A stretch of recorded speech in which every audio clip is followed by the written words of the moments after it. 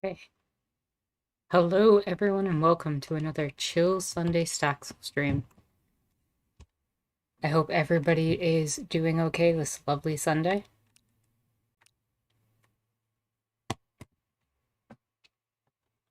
I am just going to announce that I'm going live on Twitter.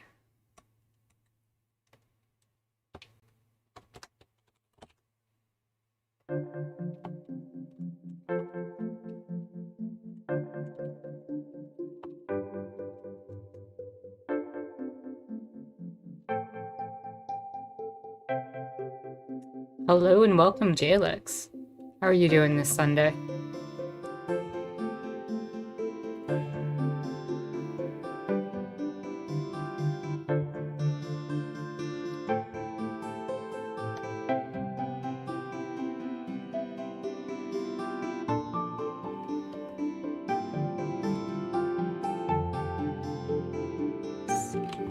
Twitter.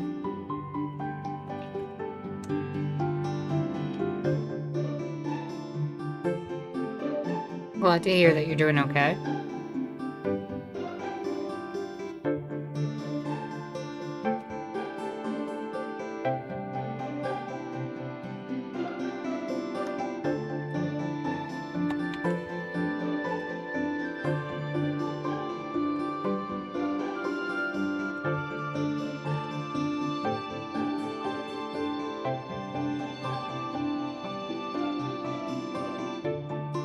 There we go.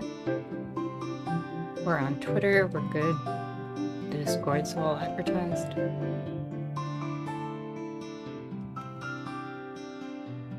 Well, sometimes that's a really chill situation there, Jalix. I'm just gonna give people a few minutes to make their way in. Yo M, welcome. How are you this Sunday?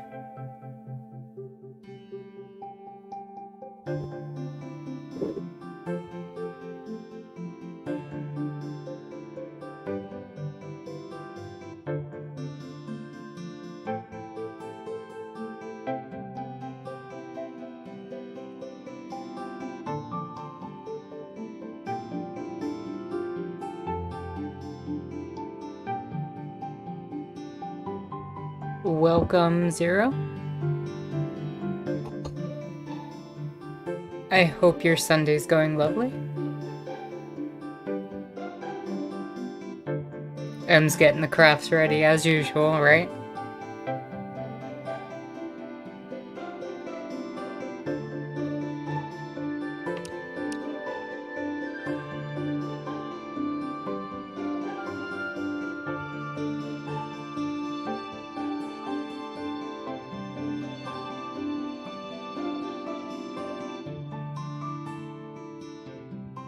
This music is so, like, mesmerizing. I just zoned into it for a minute.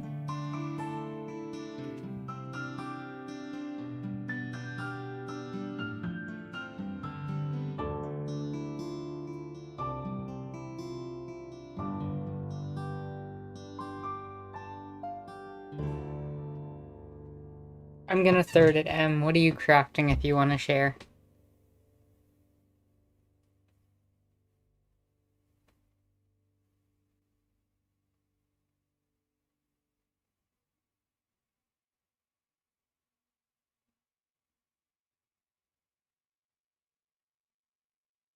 We'll give it one more minute for people to make their way in.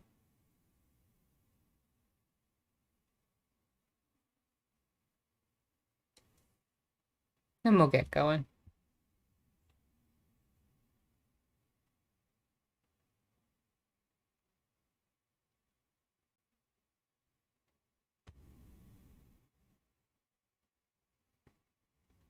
So today the plan is to build some of the ship attached to the tower that I want to make. I might be using flight mechanic with cheats just because it's easier than just like having to having to like move inch by inch on blocks to like set the foundation of things. I think it would just be more interesting to actually watch me build it than watch me fall all the time. But I also want to check out the portals if we get a chance, because we need to get some Sequoia wood for the quest, and I want to spend some time talking about the Suez Canal situation. So I am gonna start, and people can continue to join us after. I did move ahead just a little bit to check out the flight mechanic and make sure how it would work. Duke, welcome. How are you this Sunday?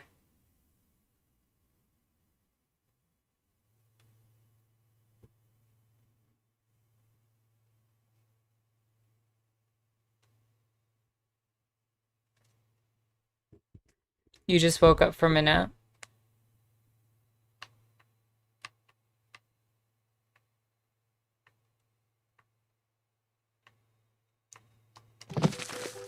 There we go. There's Space Cat. So let me see how I did this again. Was cheats enabled? No, not cheats enabled.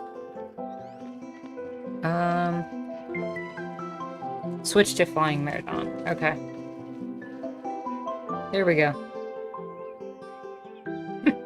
Base Cat has given us the power to fly.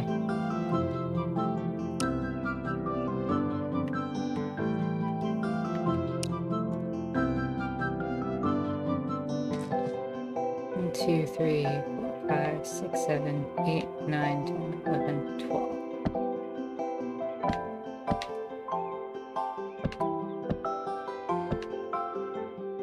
One, 2, 3, 4, 5, 6, 7, 8, 9, 10, 12.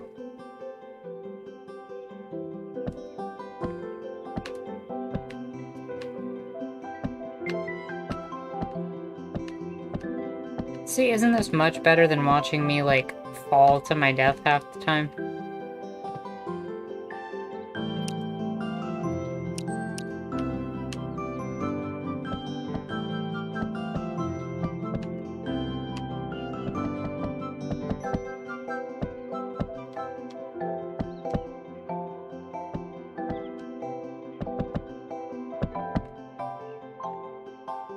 Right? It takes way less time.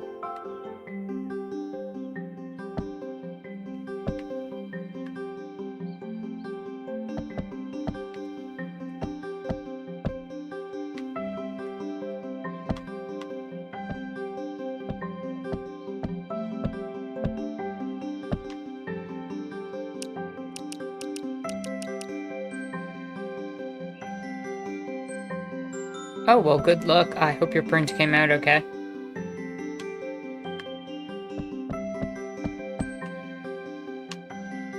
Also, this allows me to do this. And teleport straight to the ship that we're modeling off of.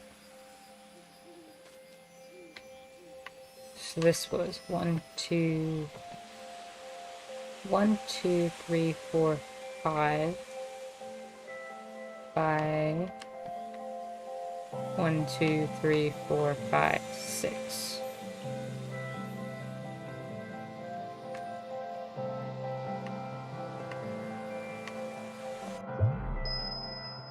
Greetings, Cray. How are you doing this Sunday? 2, 3, 4, 5, 6, 7, 8, 9, 11. So 11 by 10 would make sense. 5, 6. Wait, 1, 2, 3, 4, 5, 6, 7, 8, 9, 10. There we go.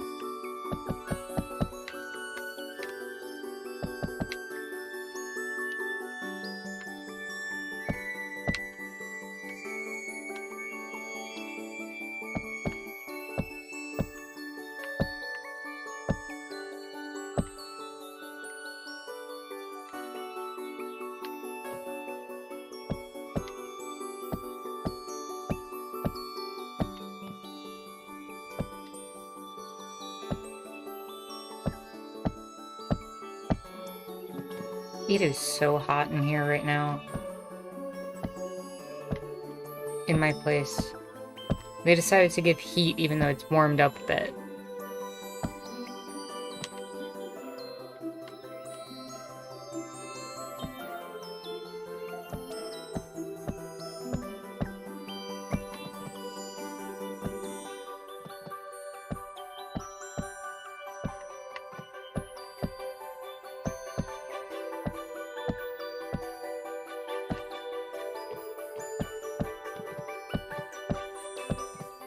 There we go.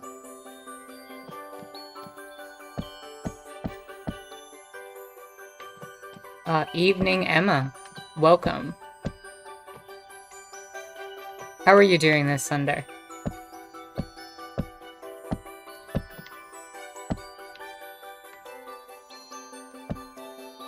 There we go.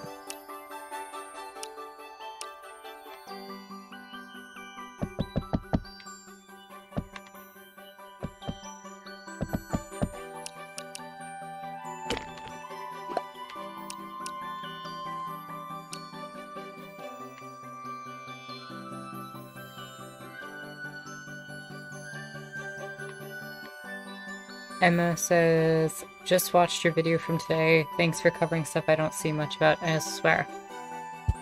I am genuinely glad to hear that from you, and I very much appreciate that.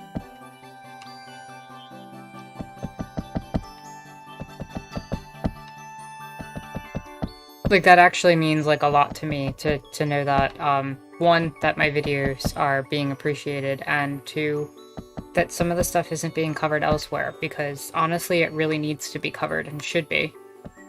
And I think today's video was a good example of something like that.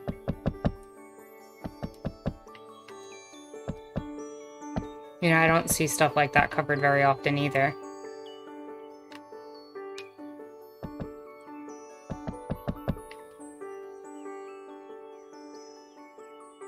Duke says, I am too familiar with wildly wrong temperatures in an apartment. Absolutely.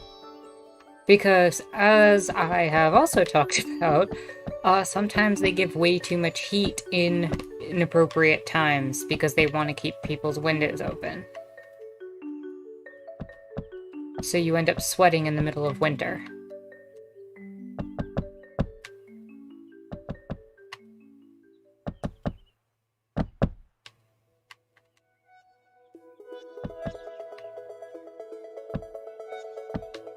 And it's way too common in apartment complexes. Pretty much across the country.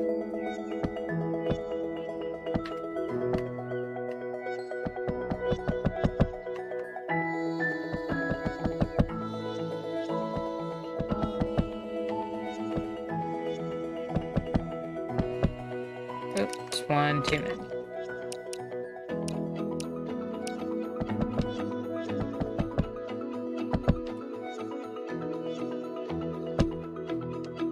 The deck of the ship is starting to look nice.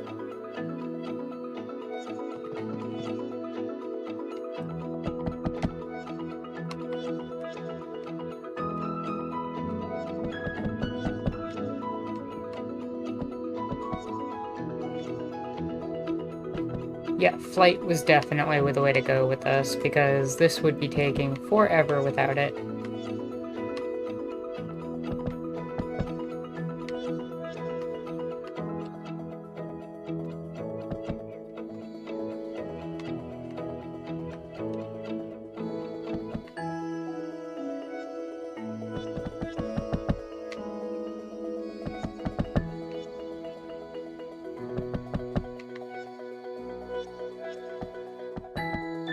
Oh, I turned on cheats.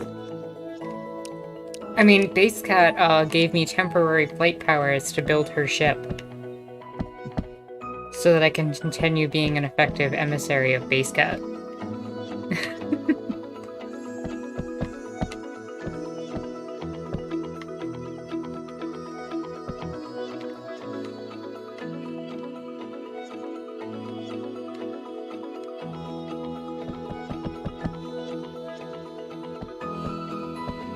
Like, if I really want to just trip people out.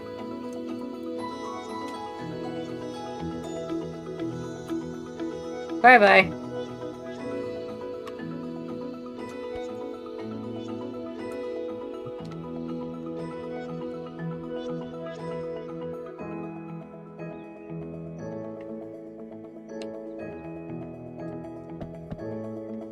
I was building like a whole frame for the ship, which I'm gonna have to end up tearing down.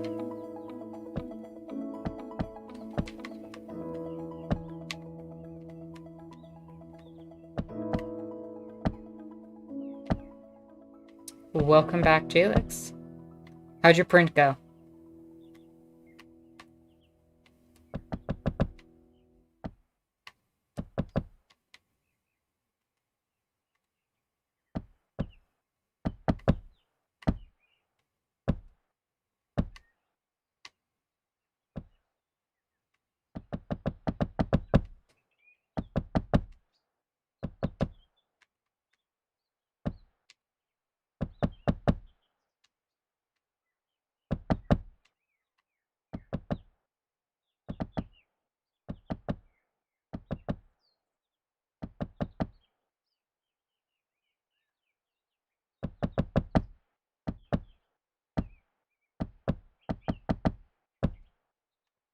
One's been stubborn and does not want to stick. Oh no.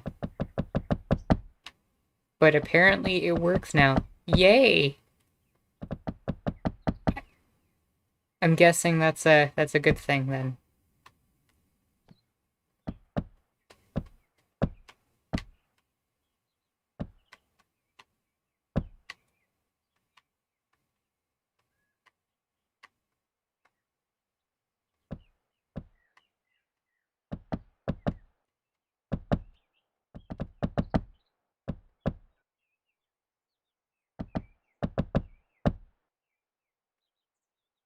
Sometimes things just work out like that.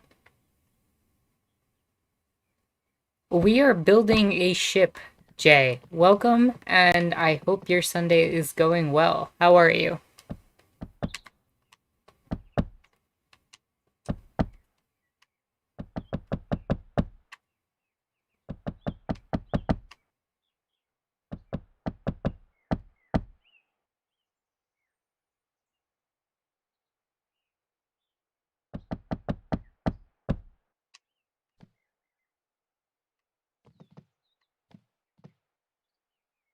Wait, what's going on?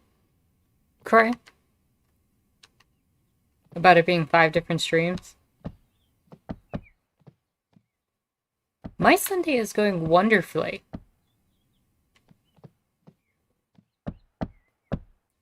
I've been having a very, very chill day. I just wish, more than anything that, they'd give just a little bit less heat today. Other than that, I really can't complain.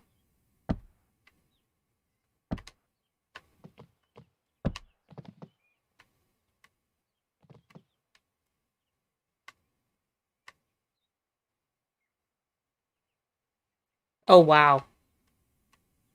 That's dedication right there.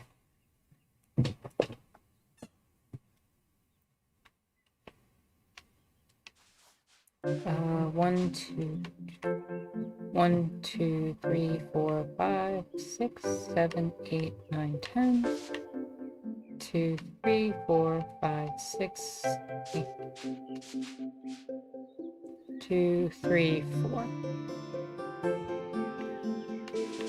So that's 23. And I want this to extend to 35. So that would be 24, 25, 26, 27, 28.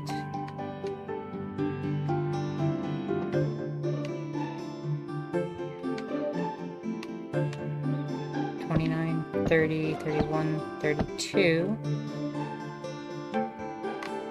33, 34, 35.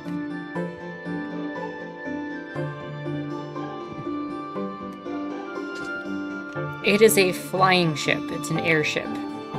And yes, the planned topic for today Jay, is we're going to talk about the Suez Canal. We're going to keep it nice and ship-themed. Yeah, the airship is kind of between the two.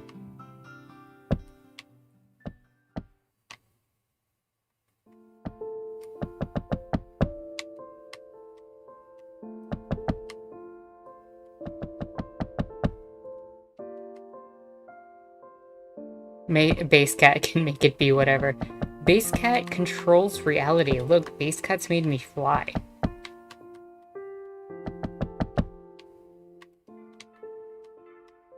I was thinking about giving it wings.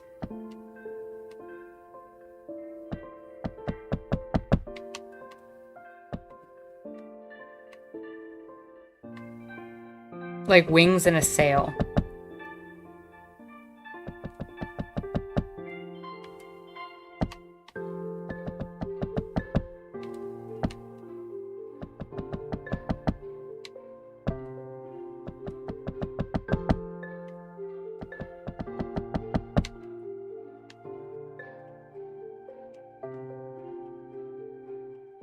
You'd go for the Zeppelin style? I could see that.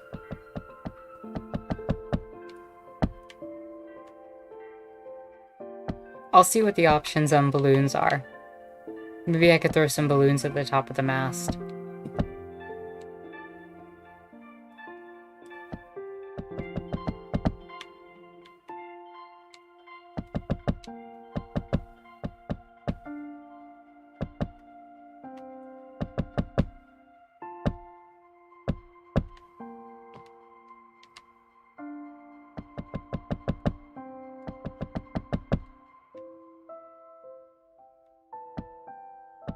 The Zeppelin styles are definitely classic Final Fantasy.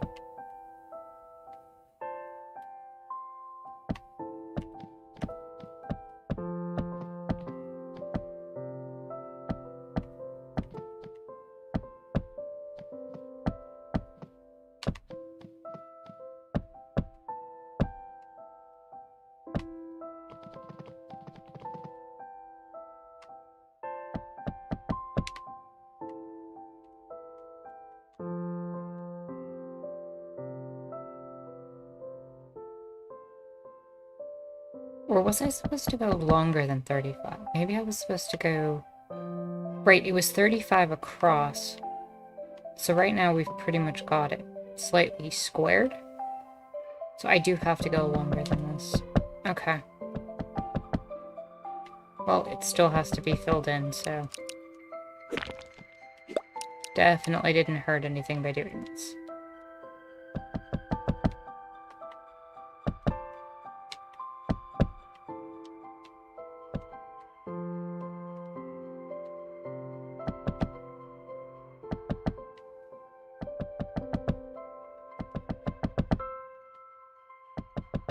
It's just one of those things that's gonna take time, and like I said, I'm so glad I have the flight on, because otherwise this would take forever.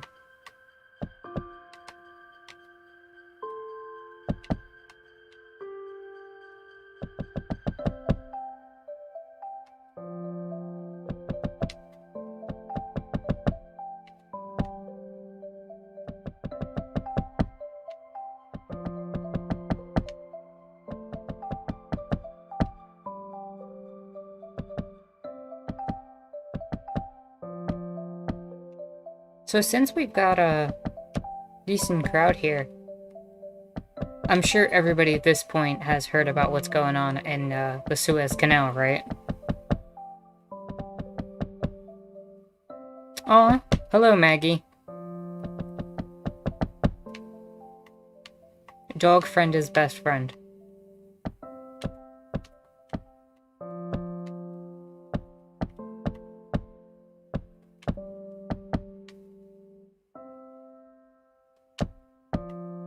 So, yeah, so basically a ship was going through the canal and ran aground. There was some piloting error of some kind, and it caused them to run aground in the middle of the canal. And this one ship, by being stuck sideways in the canal because of its massive size, just basically made it so that half of the, like, not half, exaggerating in that regard, but a good amount of the world's trade basically ceased and could not get through the canal. So ships were being forced to either go around the southern tip of Africa or to wait and see if they could find a way to get through. And the downside for a lot of these shipping companies is that having to go around, yeah, it was like 13%. At least a few days ago. But I think it's still going on. I think that number is just getting higher. I do agree with you, Zero. All animal friends are welcome. So basically now, like 13% of the world's trade got stopped by one ship turning sideways. And it's absolutely just showing the vulnerability in a perfectly efficient, quote-unquote, perfectly efficient system. The idea that it couldn't figure out how to get around something like this. Also, apparently there was a meme going around being like something like Karl Marx didn't predict this, but apparently he did. Like, there's analysis of his text that basically says that one of his analyses basically says that shipping could be stopped in some sort of circumstance, and one of the analysis of his writings basically said an example of this could be if a ship turned sideways in the Suez Canal. I don't know if it's fake or not, but either way, it's kind of funny.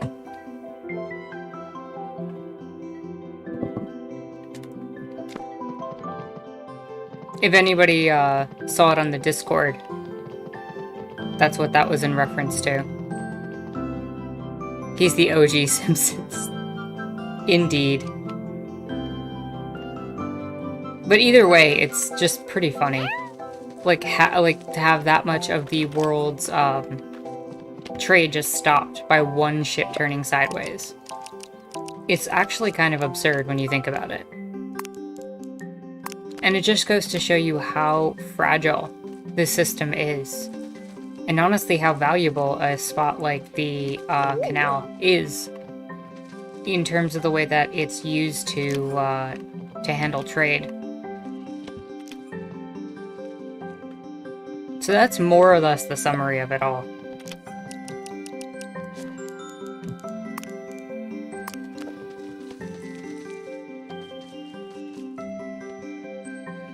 Yeah, it did say if the canal was blocked. Like, I think you're right, Emmett. It didn't say, like, oh, if a ship was stuck sideways in it or anything like that. It wasn't that specific, but the idea that it was even that close is still kind of funny. Apparently, we've been reading the wrong sections of Marx. Don't seize the means of production. Just put a ship in the Suez Canal, right? Just stick it straight sideways in the Suez Canal. It'll stop everything. That's how we defeat global capitalism. We need to get the SS anarchy out there.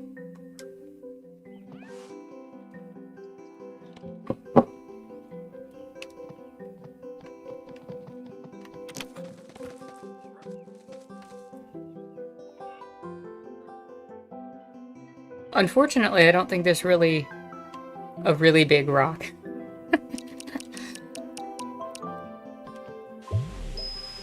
There really isn't that much more to it. It's amazing to me how fragile the system is.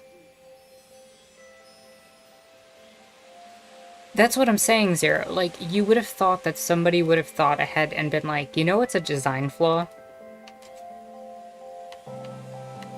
2, 3, 4, 5, 6, 7, 8, 9, 10, 11, 12, 13, 14, 15, 16, 17, 18, 19, 20, 21, 22, 23, 24, 25, 26, 27, 28, 20, 30, 31, 32, 33, 34, 35, 36, 37, 38, 39, 40, 41, 42, 43, 44, 45, 46, 47, 48, 49, 50, 1, 2, 3, 4, 5, 6, 7, 8, 58.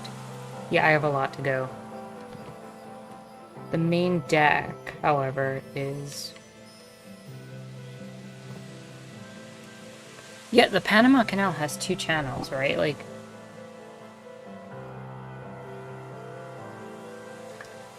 But the thing is that canal is a product of colonialism. Like, both of the canals that exist, the Panama and Suez, are both effectively just products of colonialism at the end of the day. And I think that's worth mentioning within all of this, because a lot of it's like, oh, look at the damage this one ship is doing to global trade. But I also think it's worth mentioning the level of damage that was done to this one particular area, or these 2 particular areas when the canal was being built. How it changed their entire economic structure, how it changed their entire system of, like, governments, who controlled them, why it was important.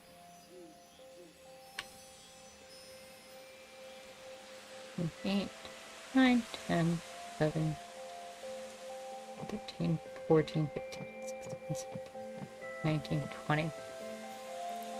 So I want to go about 40 for the main deck. Okay.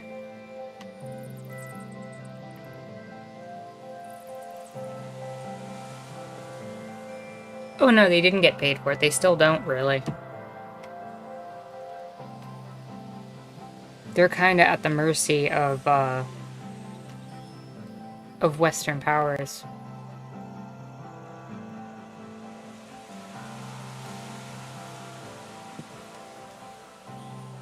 I heard that the Suez Canal in school, because it was a big deal when the British Empire lost it in the 50s, like the major demarcation of the end of the empire or something.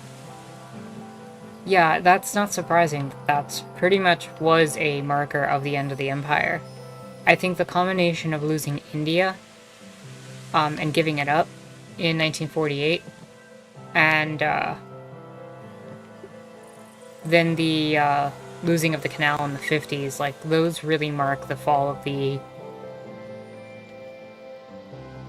British Empire as far as I'm concerned. Also, welcome Sam. How are you doing today?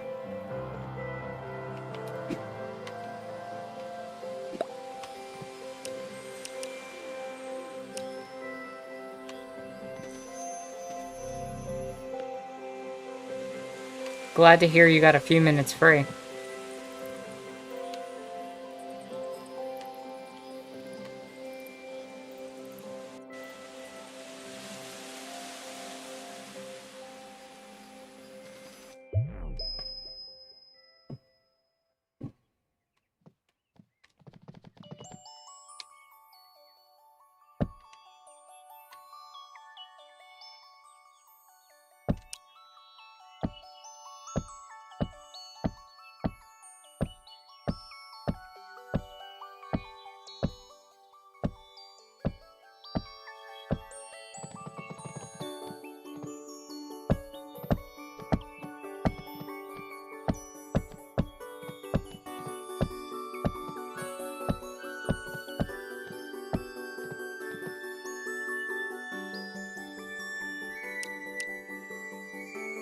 So I want to extend this out from 35, 36, 37,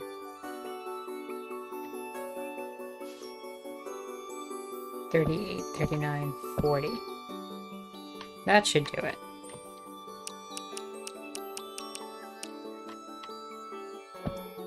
And then at the 40 mark,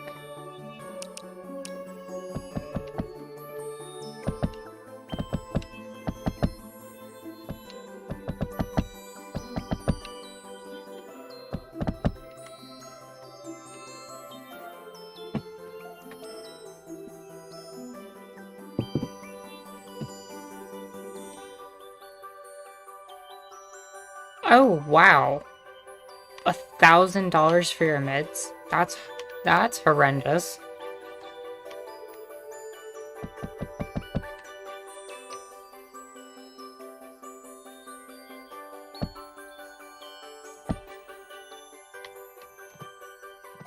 Like, that's one of those things that's just absolutely inexcusable.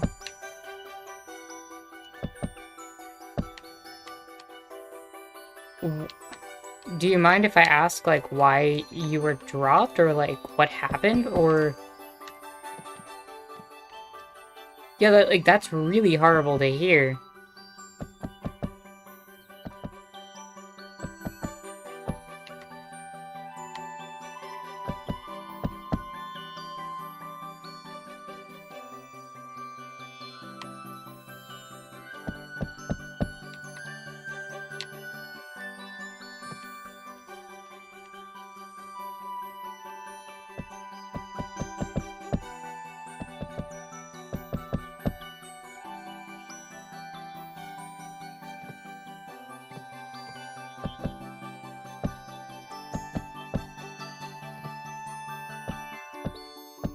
Like, what justification is there to drop you all of a sudden?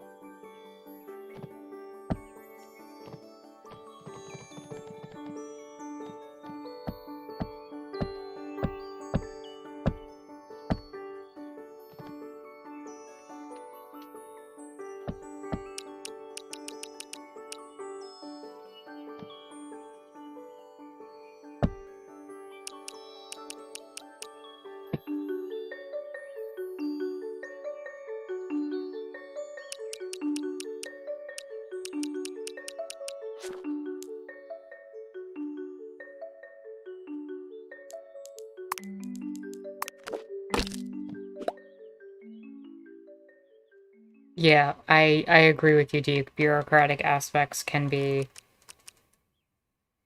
as you've said, one of the worst and most boring forms of tyranny.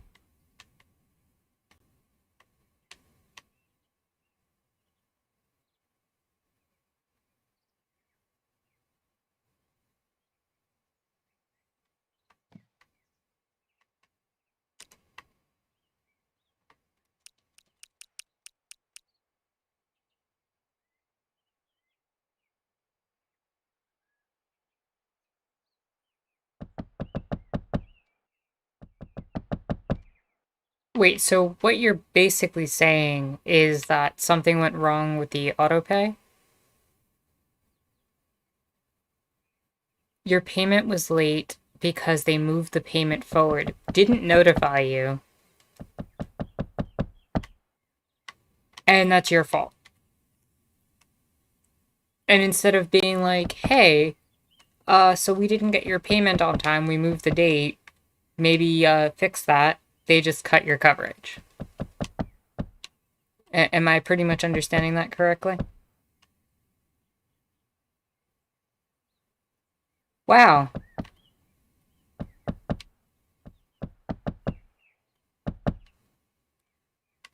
Well, I am truly sorry that's happening to you, first and foremost. But I also feel like that speaks to the experiences of a lot of people, unfortunately.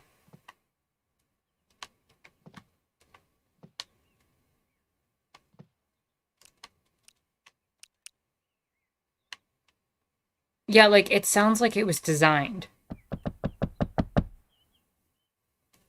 How many customers can we drop from this pay range or from this section and blame it on them?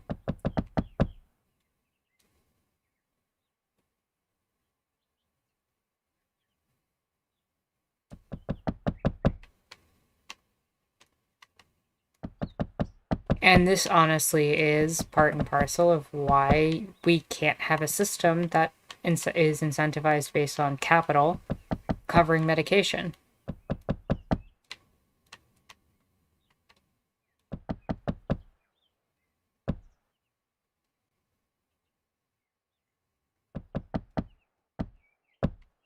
Because while I think I can agree that everyone here clearly finds your life of value, Sam, and finds it important, this system is not designed to find your life, or any of ours, valuable.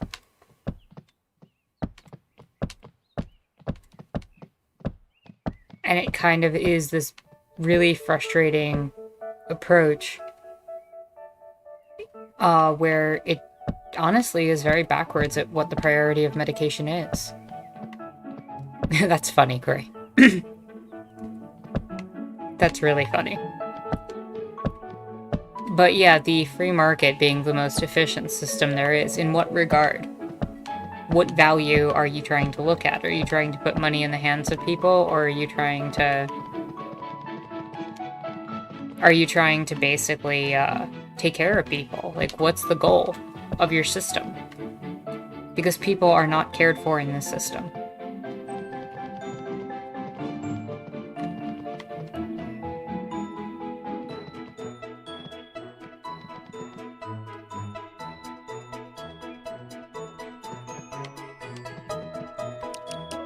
Honestly, Sam, if you do get put back on it, I would appeal for having the medications paid for. Keep those receipts. I don't know how much that'll actually help or if it'll actually change anything, but it's definitely better to try it than not.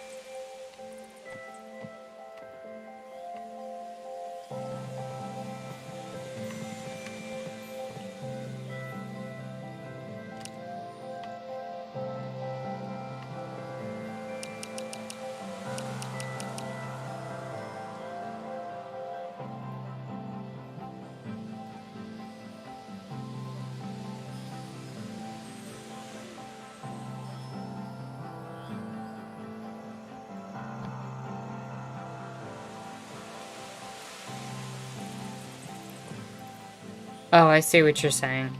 Yeah, that could make it difficult.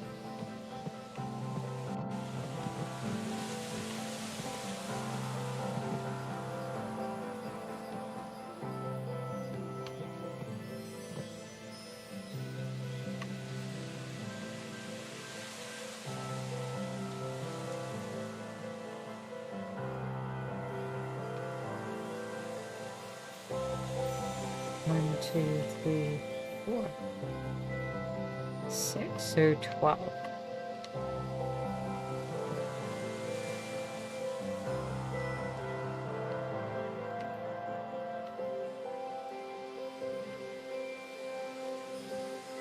$12 in front of that. Okay. And 6 in the back.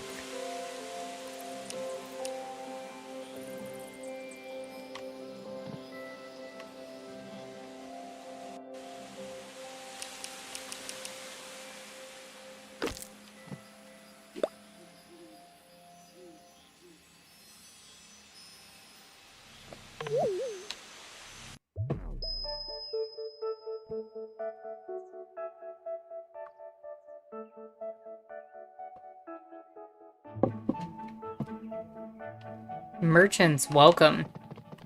I hear you've got a dedicated set of streams going. How are you this Sunday?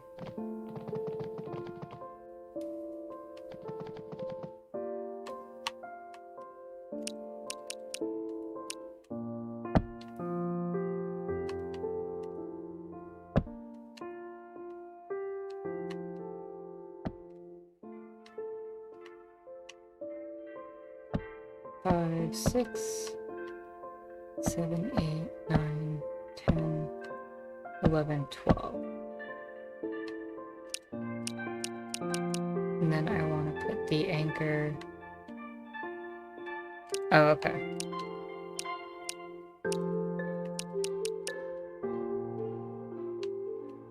And then on the back, I want that to go 6 from here.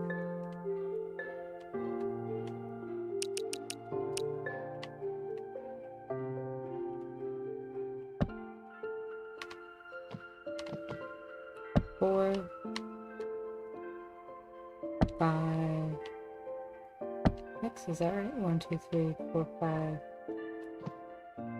1, 2, 3, 4, 5, and 6.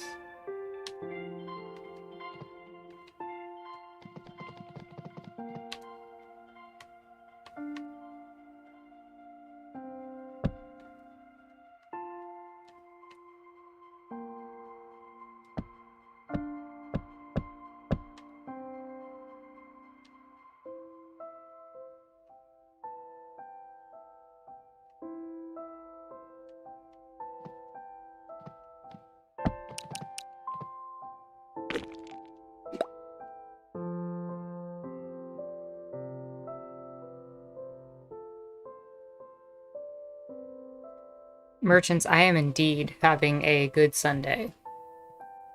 This reminds me of how big Medicare expansion push in Canada is universal pharmacies and the NPD are trying to make a big thing.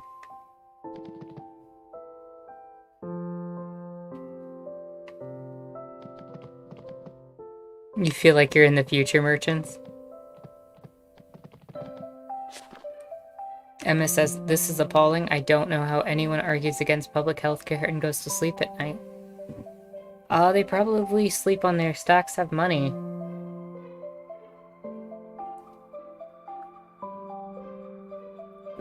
And the fact that they can afford, mental health care. Oh, Zero said kind of the same thing. Insurance companies here are like mobsters. That's a nice kidney you got there. Be a shame if something bad happened to it. You know, you're joking, but there's also a truth to that, and it's kind of terrifying.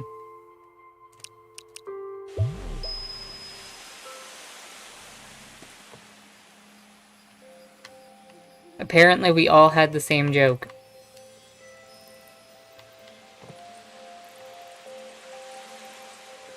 So another 6.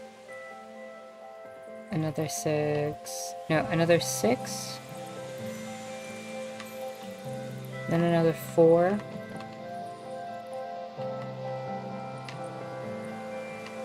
Six.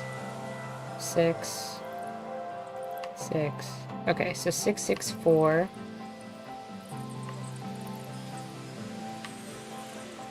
No, I already did the first set of 6. So 6, 4, 6.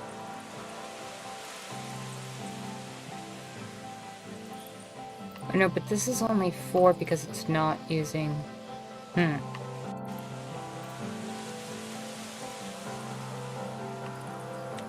I know how to handle this. So extend by 4, extend by 4, extend by 2. So 4, 4, 2, 4.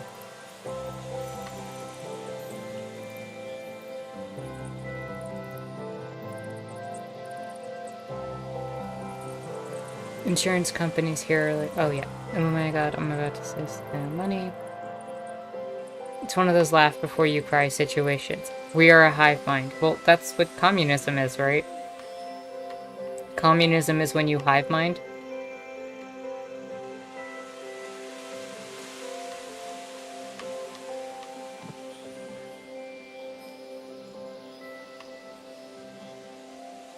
We are the Borg. Your biological and technological distinctiveness will be added to our own. Resistance is futile. Indeed, Duke. Merchant says, my second kidney is my little nest egg, saving it for a rainy day. Yeah, you never know when you're gonna have to sell it for, you know, heart surgery.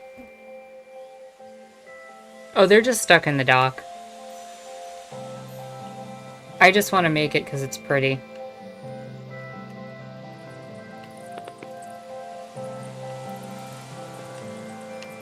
I'm just trying to figure out how to best,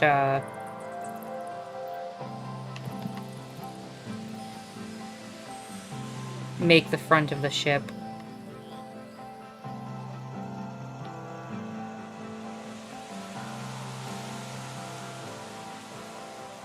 Just like the Ever Given? What's the Ever Given?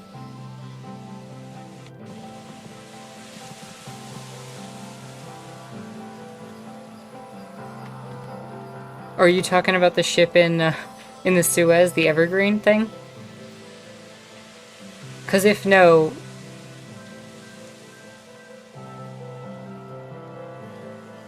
The Suez ship, yeah.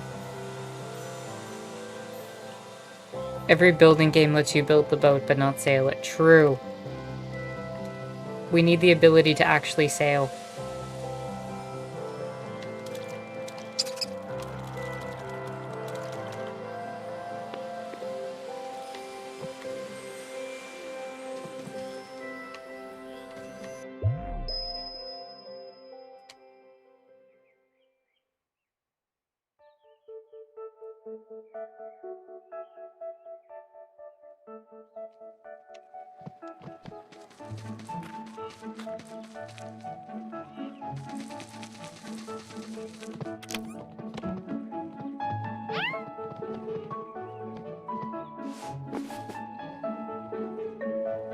I did not know that the ship was called Ever Given. So where's our sea shanty about the Suez Canal now?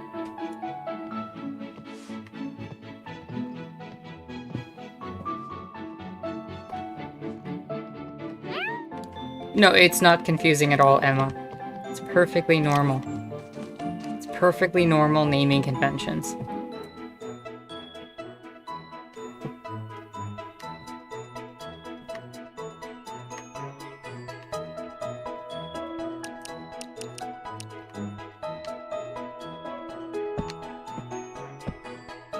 Two, three, four.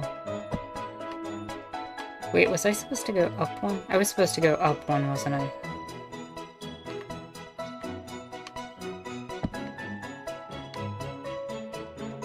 Hold on. My brain did not register what I was doing here.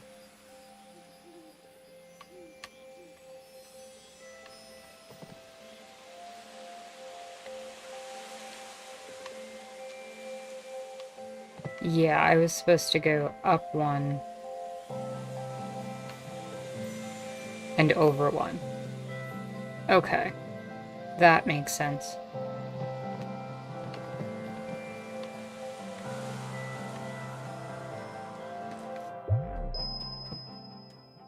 Tara the Flash and Staxel right there. True. You don't even know what the power of flight does.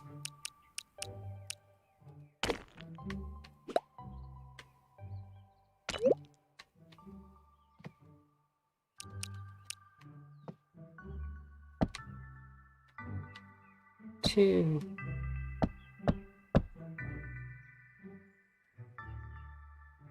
When you look back at your phone to check the time, but you don't actually read the time, so you have to look again. Yeah, that's basically what I feel like I did.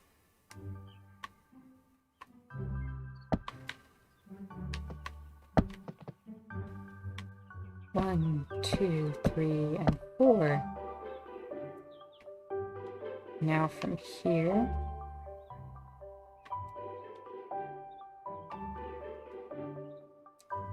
We want to go in, up, one, nope.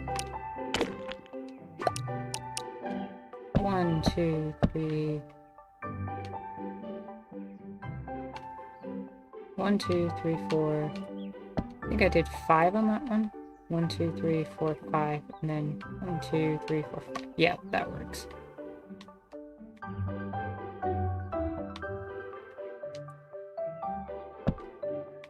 Now I'm gonna start shrinking this down.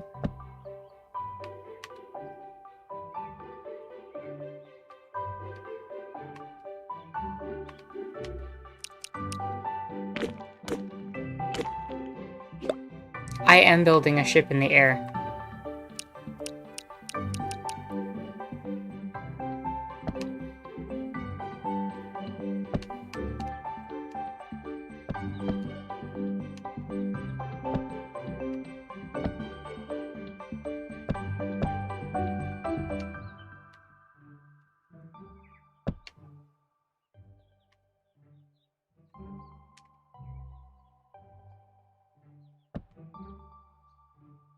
An airship, one might be tempted to say. Indeed, Duke.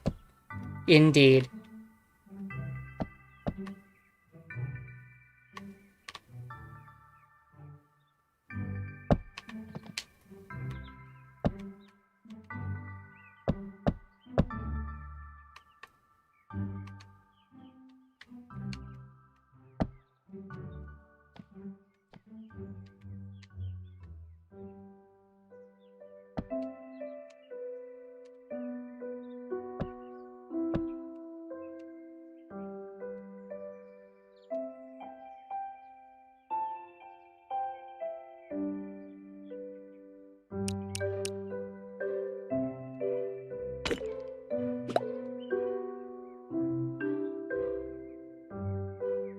I, for one, have never been tempted to say such a silly thing.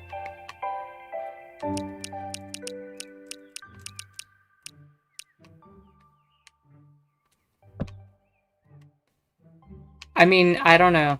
It seems kind of like a ridiculous name to call a ship that flies. I don't know, Duke. Gonna have to come up with a better name than that.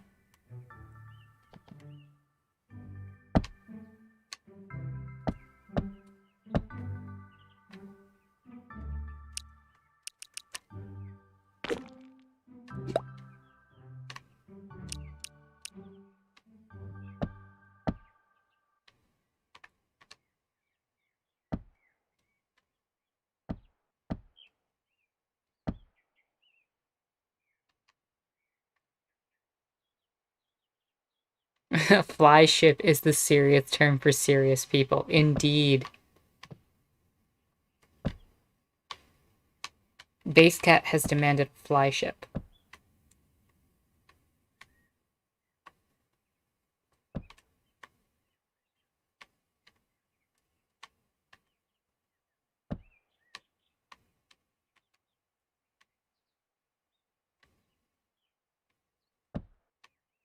An aero vessel. I like that one too.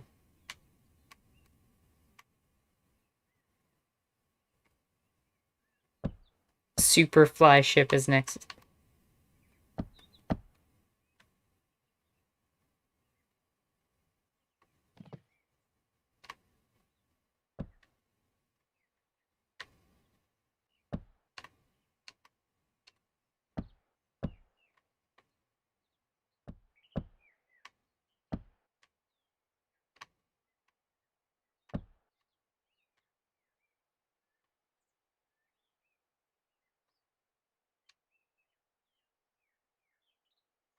One.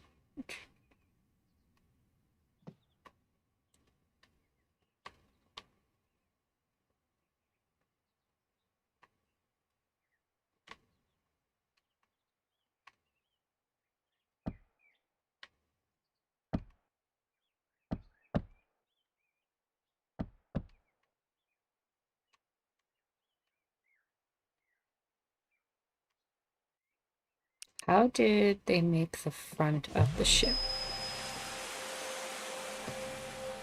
Hello, David. How are you? Welcome to this chill Sunday Staxel stream. I hope it greets you well.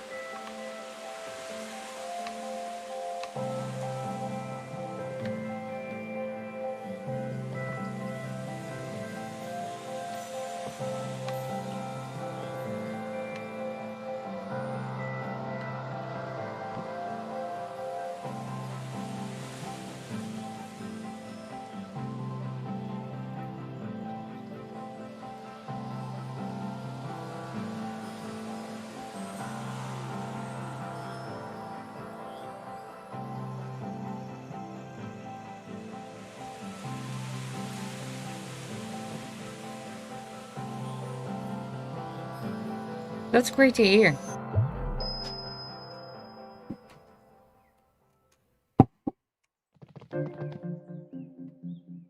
Okay, so how far are we? 1,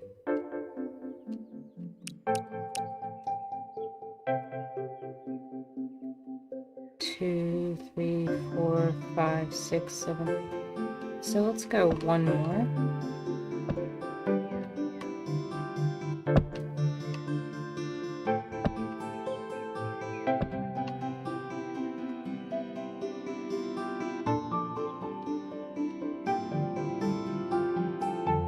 This isn't lopsided, right?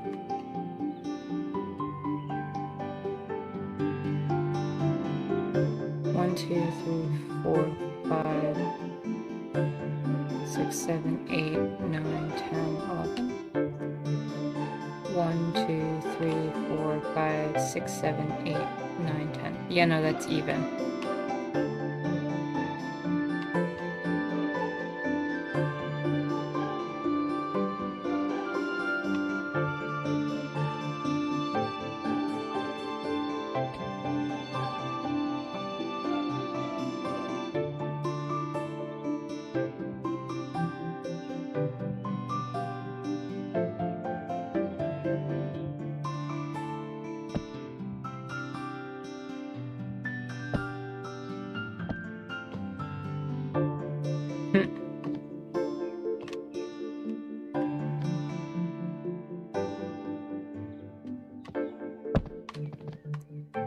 let's start building this up into being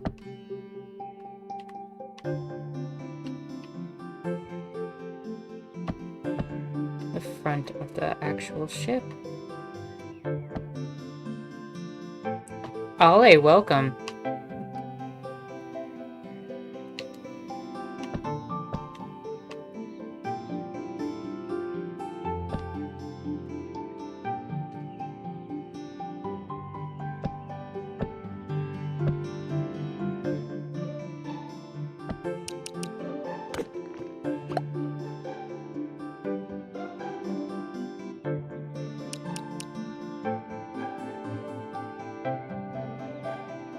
I'm sure after listening to the stuff about Vieques, that was probably a lot easier to listen to.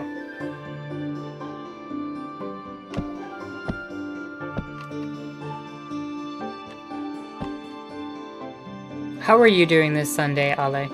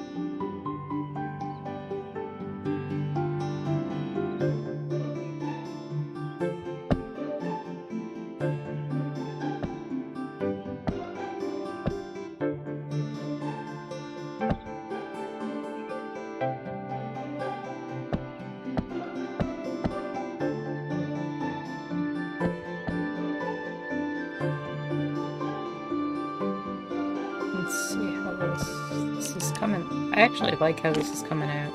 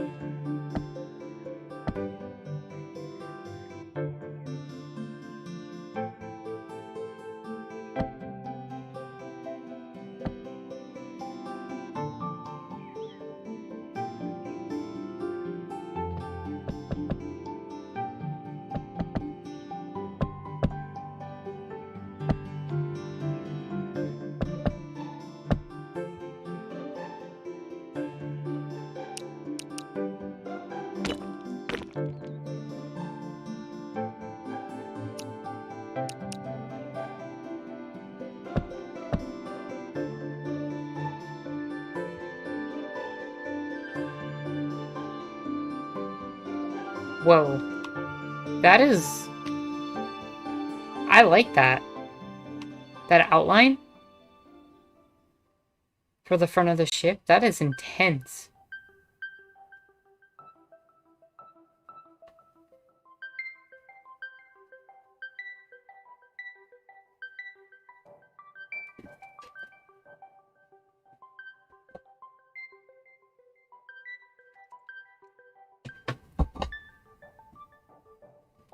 Ale says, I got the second shot yesterday, but I had bad reaction, but I'm back to being a human being.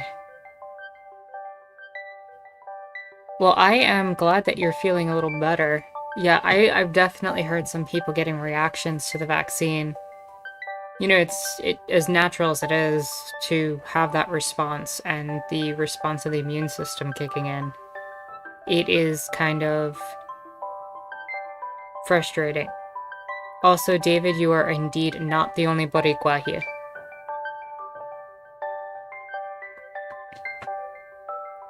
There are several here.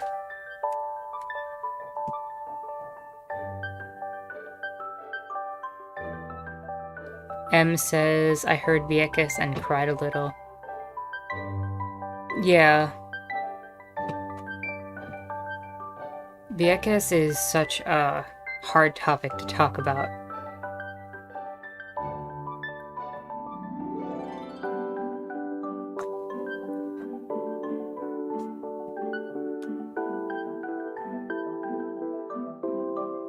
Zero says, my second shot gave me fever and insomnia.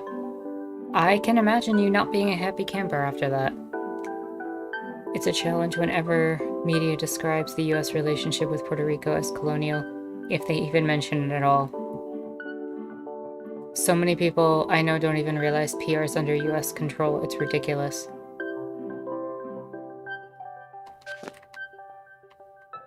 Oh, absolutely. It's absolutely ridiculous.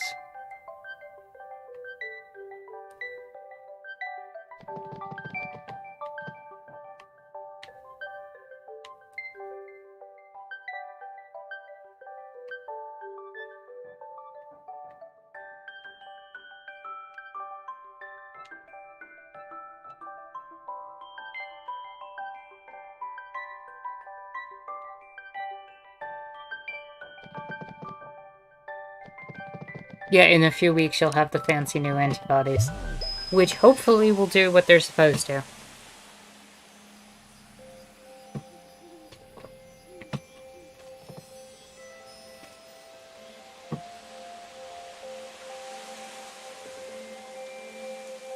I mean, at the end of the day, the way PR is treated is effectively as, like, secondary and second class.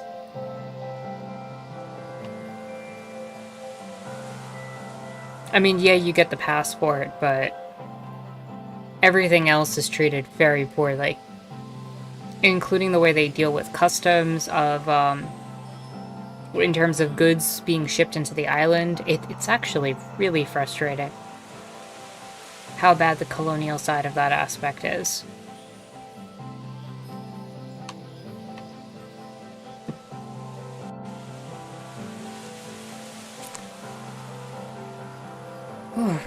Honestly, Ale, reading your sentence, like what you just wrote, that sentence, that's true. I'm mostly just happy because it finally means being able to see my grandparents again without being as dangerous.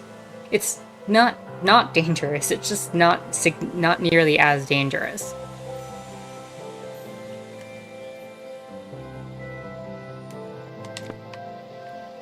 Like, I don't know, that just hit me in a weird way. Not to, like, dismiss the fact that you're happy or anything like that.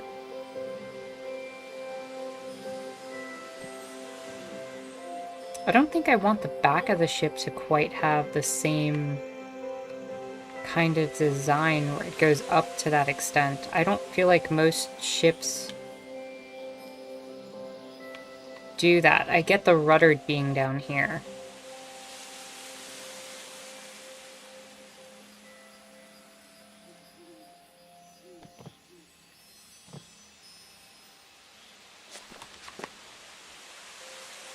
Give me 1 sec. I want to look at a image of a ship.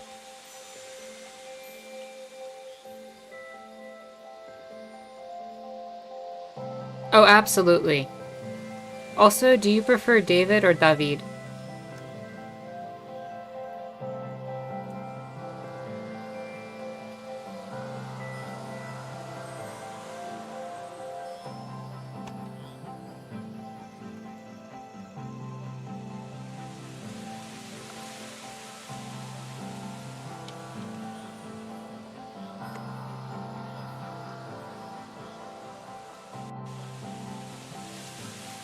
Yeah, the back of the ships don't usually have that arc up.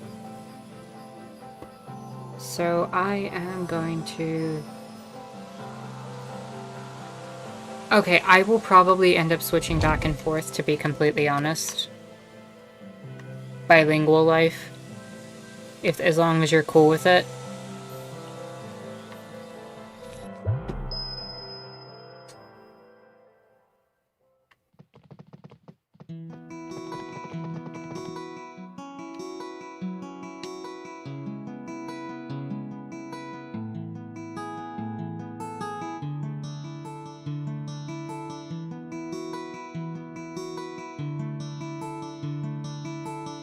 Oh, absolutely, Woohooligan. Or Sam. I just know that, for this, like, this is, like, straight up ready to ram another ship. Actually, I should put a ram on this.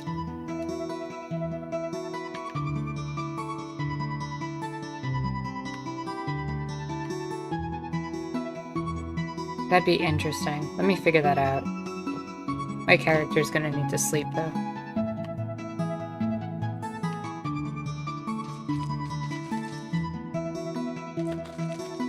You said, you're new here and was recommended this place by another Anarchist Tuber's chat room? Oh, which Anarchist Tuber, recommended me? If I know them, I would very much like to thank them.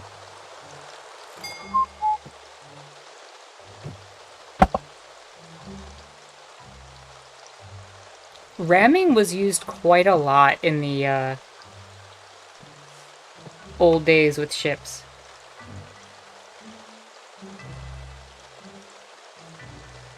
The obnoxious anarchist. Oh. Really?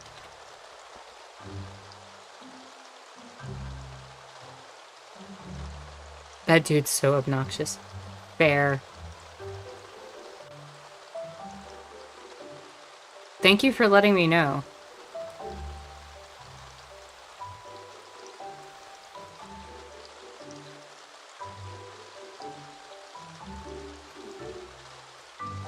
Was someone in his room?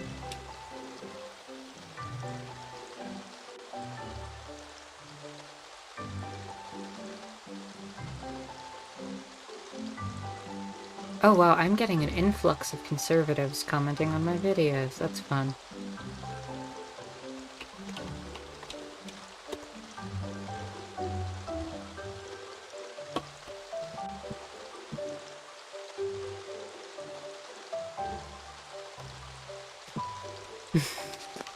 It happens. It goes through phases like that.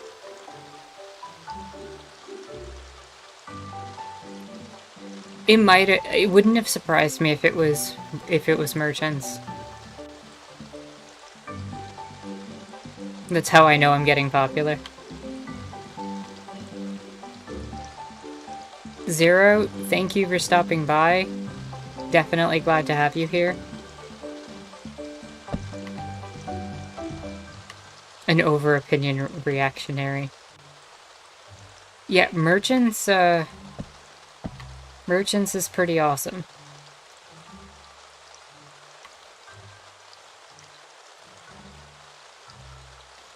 So I'm not surprised. Thank you, merchants, for spreading the word.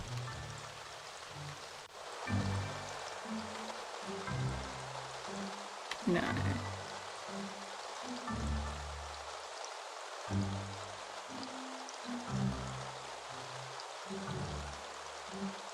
7, 8, 9, 10, 11, 12. 1, 2, 3, 4, 5, 6, 7, 8, 9. 10, 11, 12. Is that right? That looks right. That is correct.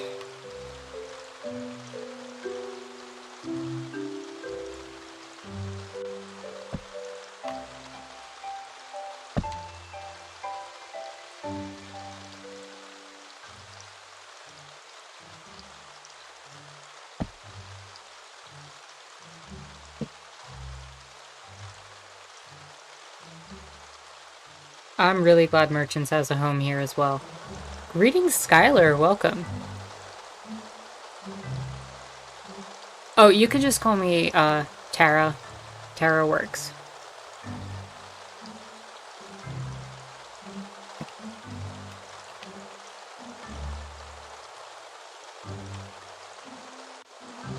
You had the scariest experience ever? What happened?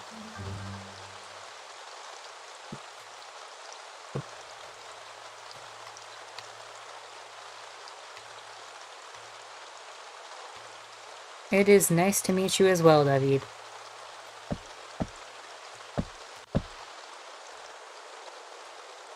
It is always... Was home alone and heard footsteps? That sounds terrifying. I would be terrified if I were you.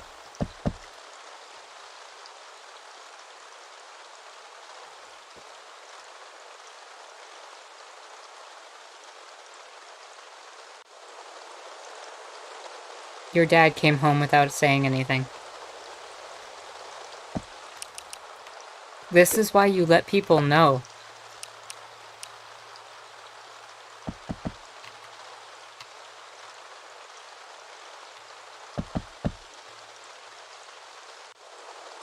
One, two, three, four, 5, 6, 7, 8.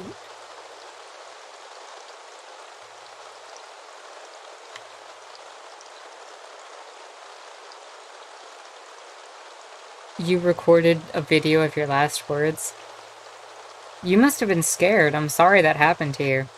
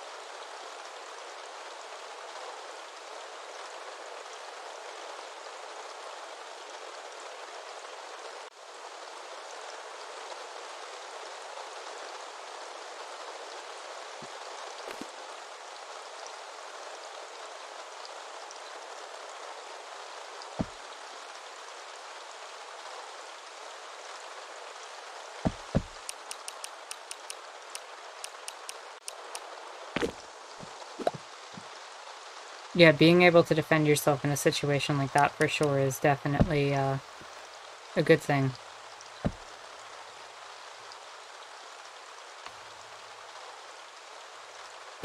Well, I know what I would use. This teacup is about the size and weight of a baseball. I know how to throw a baseball.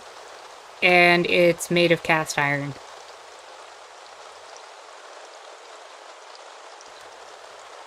So, there we go.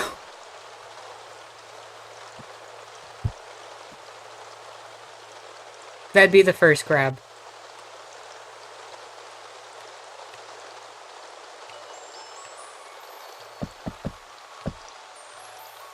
Three, 4, 5, 6, 4. I use this cup for tea. This is my teapot. Which would be the second thing that I would grab. Scalding hot tea in a cast iron pot.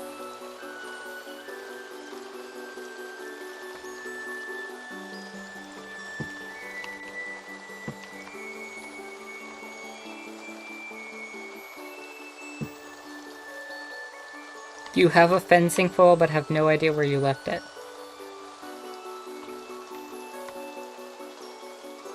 Five, 6.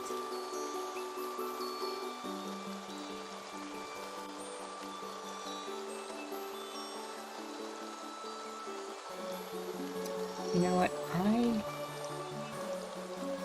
I'm actually gonna change this up slightly. I'm gonna make this go up 3 here. So it gets higher faster.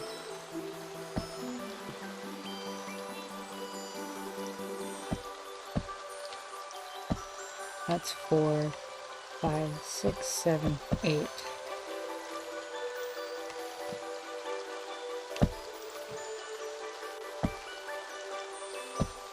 Three, 4, 5, 6, 7, 8. This is a huge ship. How amazing is this?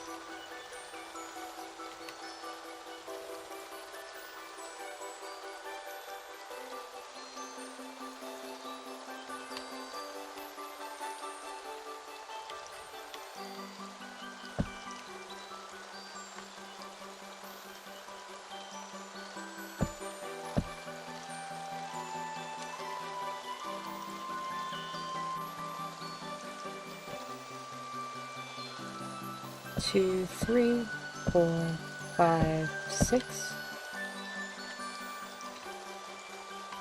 We're gonna go 1 open,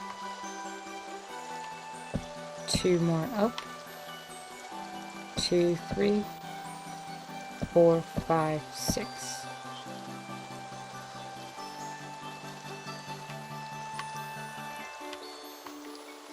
Now we're gonna go up 4.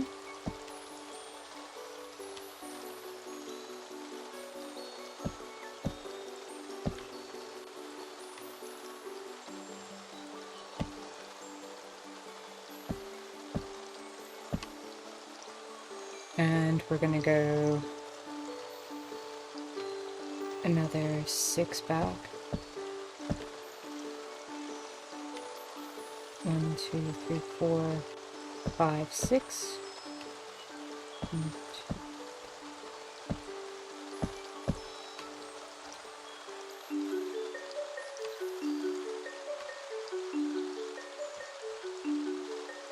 How high up are we compared to, say, like right here? Almost there. 1 more works.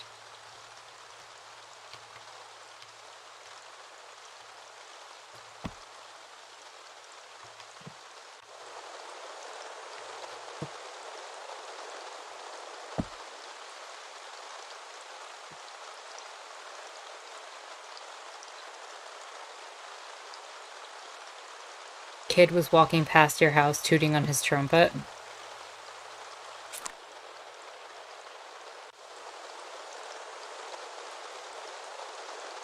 Getting hit in the neck by a kid that looks exactly like Steven Universe kills a bit of your ego.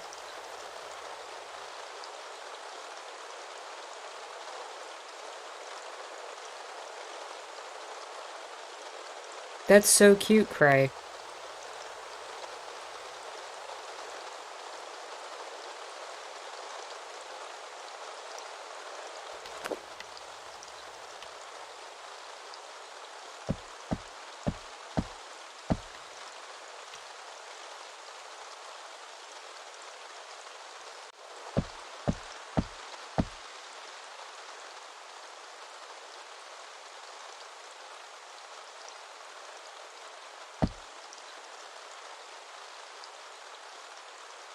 And we'll go back 1,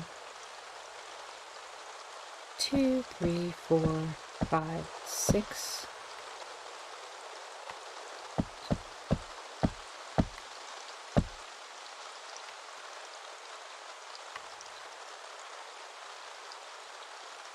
One, 2, 3, 4, 5, 6, 7. Yep.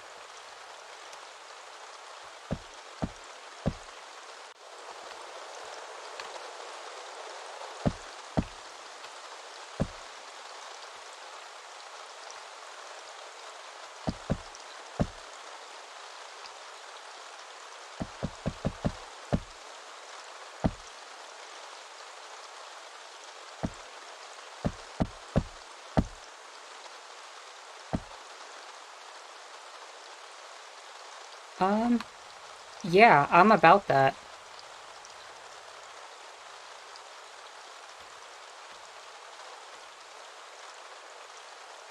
I am most definitely about this.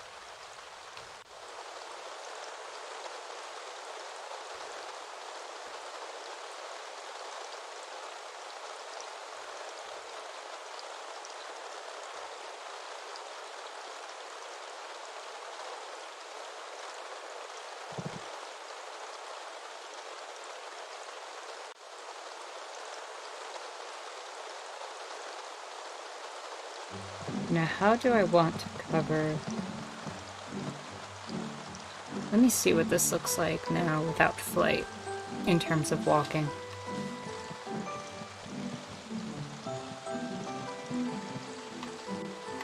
Wow.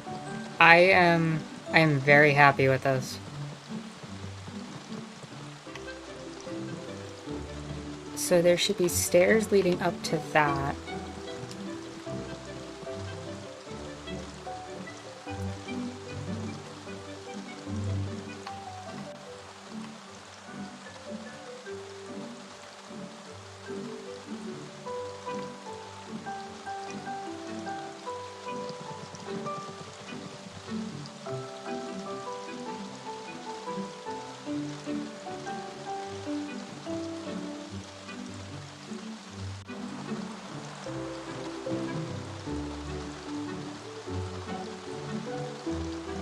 Jazz is fantastic.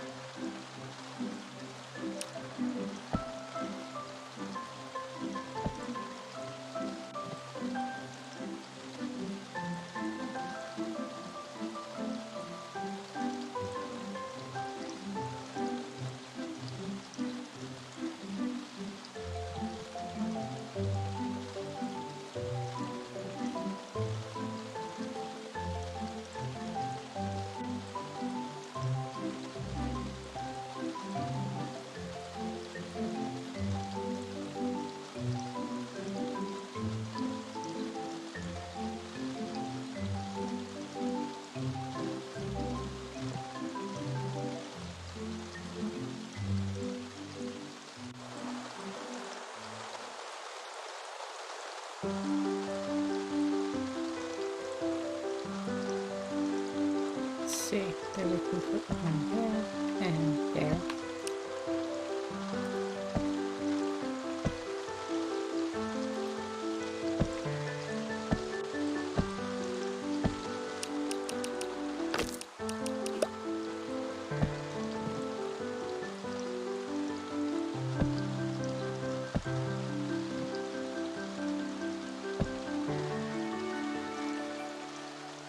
It absolutely is okay that you need time to process that.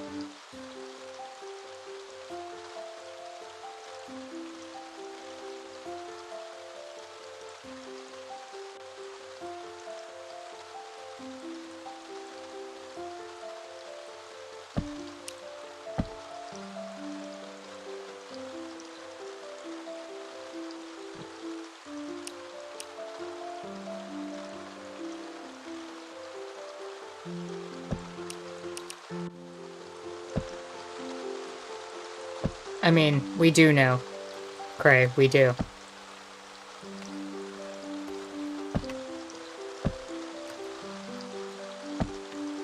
Which is why I am,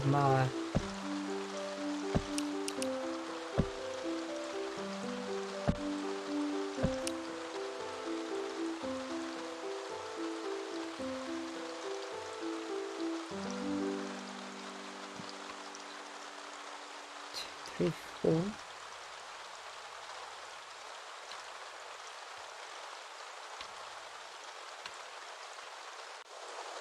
Oh, are you telling me I messed something up here?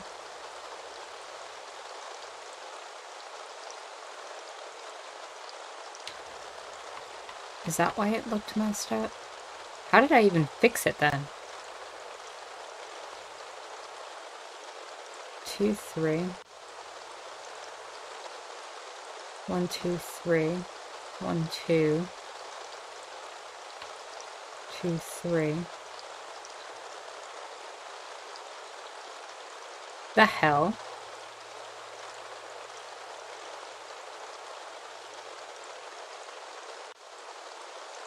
That and that are even.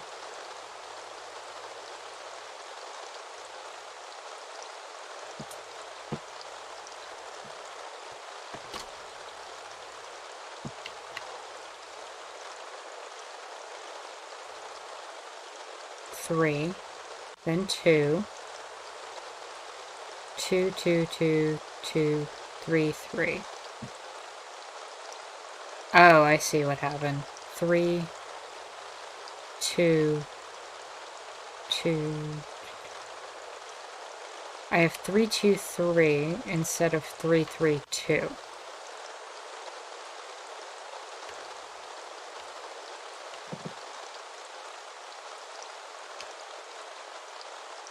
You know what? It's uneven. Whatever. I'm gonna pretend I didn't notice that.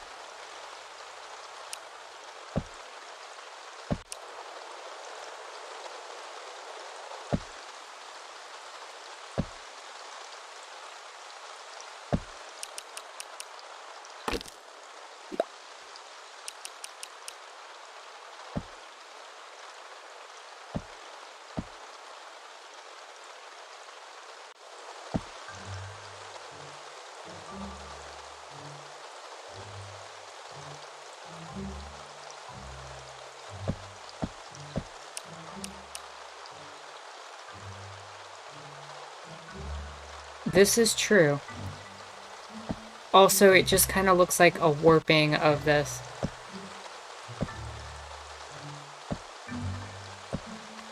Like, it looks like the wood got warped a little bit, and that's kind of cool.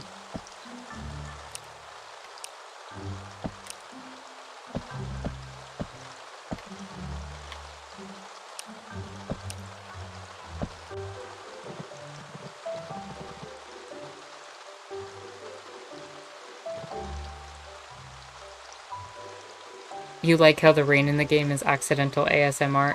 Yeah, I like the sound of the rain in this game.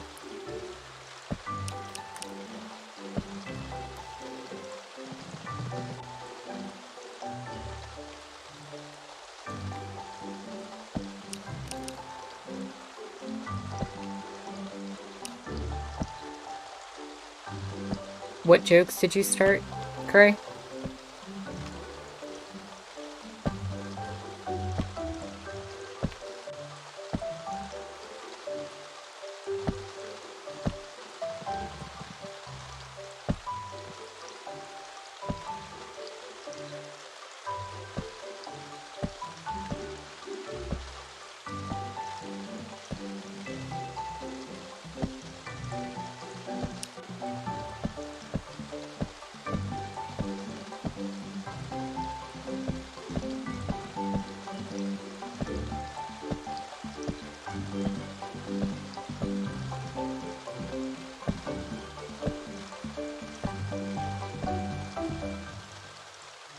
Base Cat has given me the power of flight. She granted me permission to help build her ship.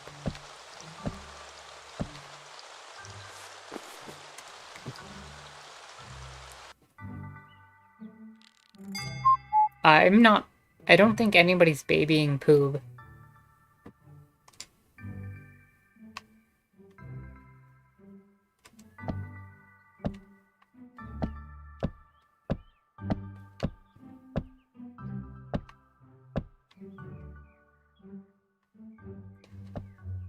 Oh, do let us know what you make, David. I am definitely, interested in hearing that.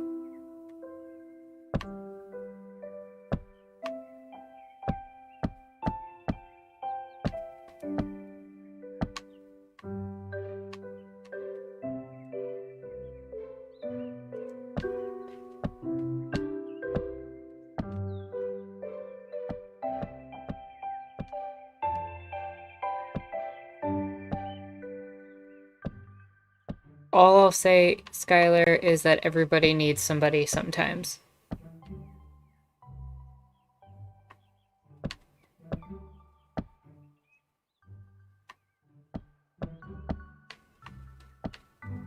That's fair and valid. But adults need people all the time too.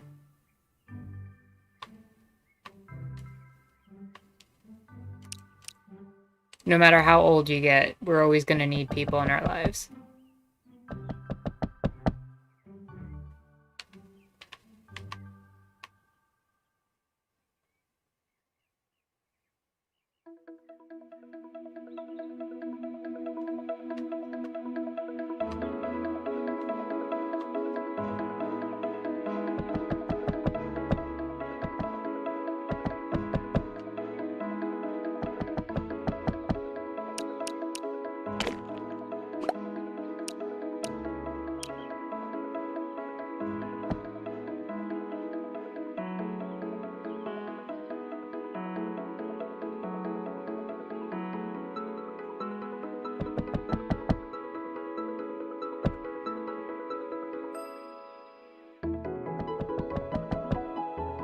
Oh, don't get that started in here, Corey.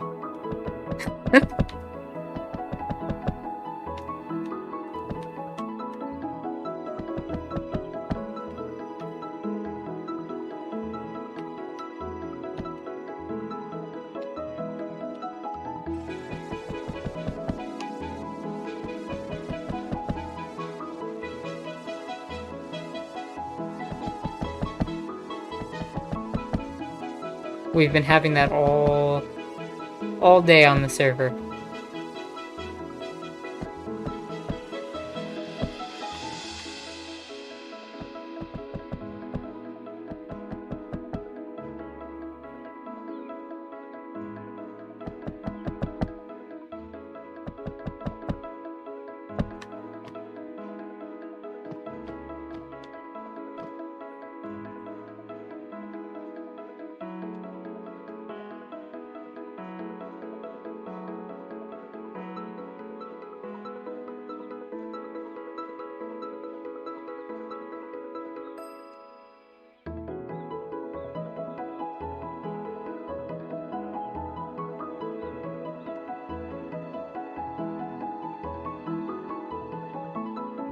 You know what?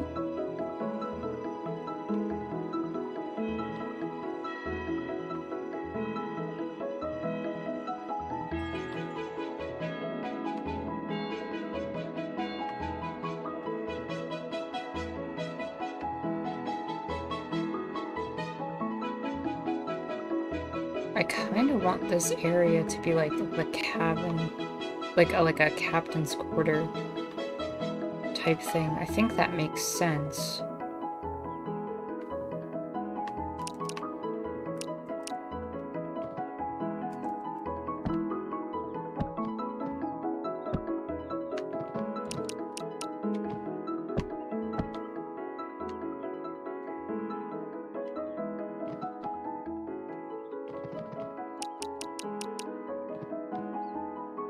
Say 4 stairs here.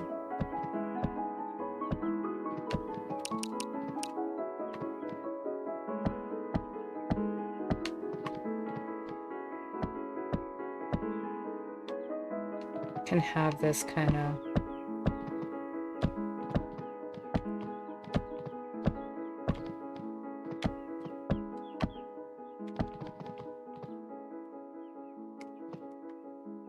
Captain Pirate Terror's coming back. Yeah, we're gonna have to change my name back on the Discord.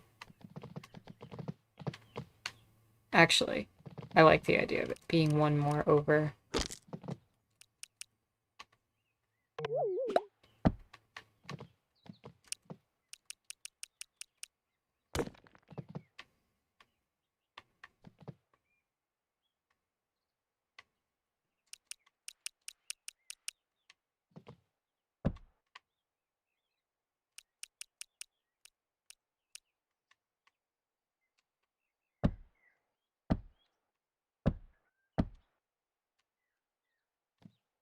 Next, we'll build these stairs up.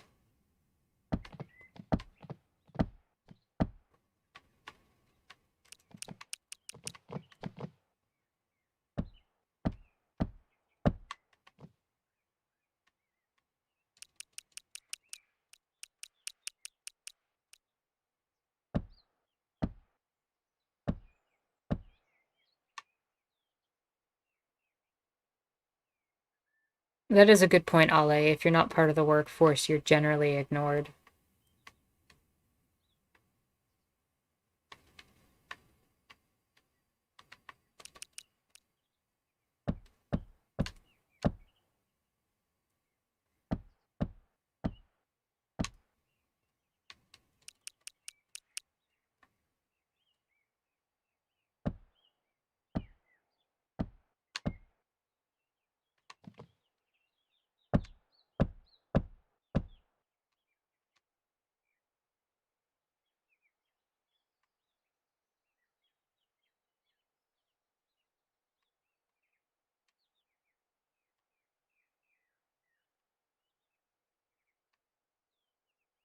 Part of me is wondering if this is going to have to go further back than it is.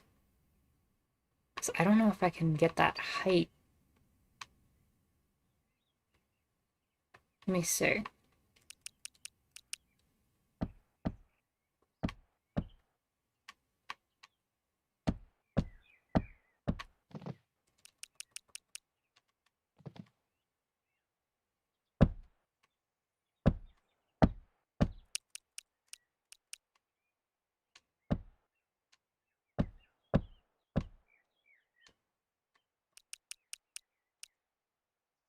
Oh yeah, I should be able to get that height. I think.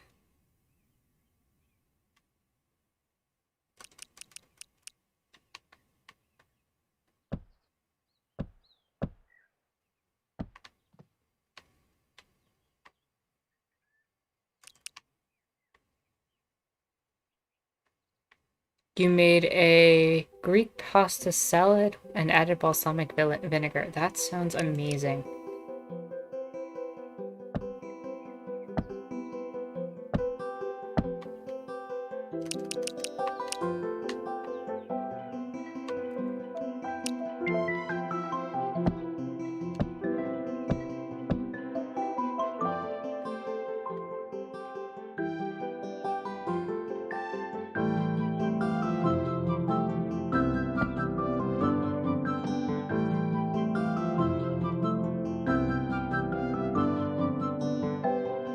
So I think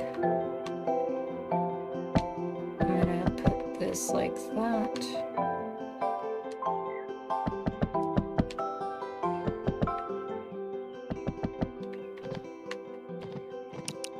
And have that be kind of a stop point.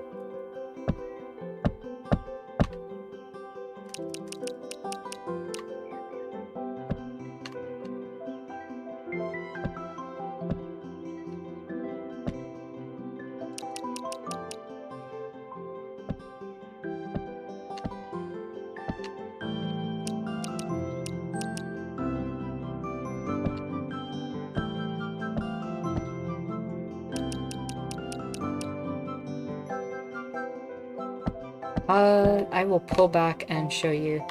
This is what we've got so far. That is looking amazing. Am I? How close am I right now, Skylar? Because I was like 11 away before I started streaming. Did that go up?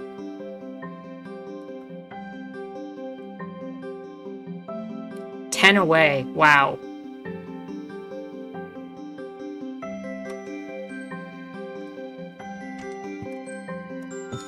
Noah better eat his heart out. Yeah, for sure.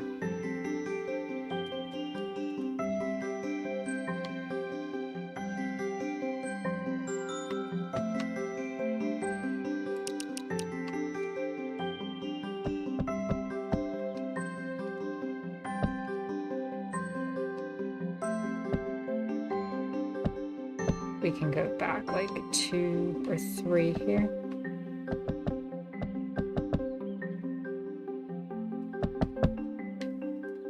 Do a countdown on the server? Yeah, that'd be nice.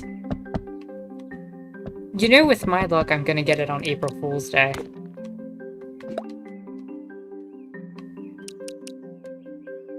It's gonna be like, April Fools, you've got 1,000 subs.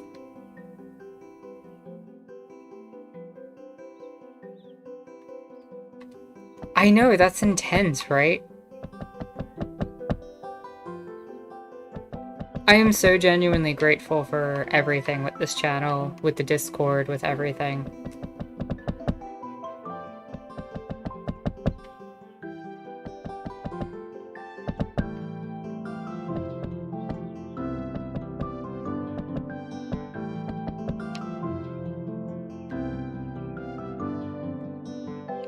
Pranked with success, indeed.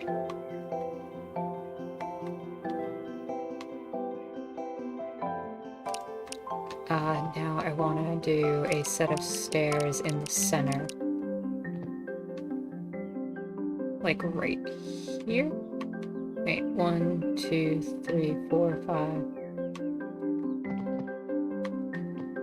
1, 2, 3, 4, 5, 6, 7, 8, 9, 10. 16. Wait, I lost count, damn it.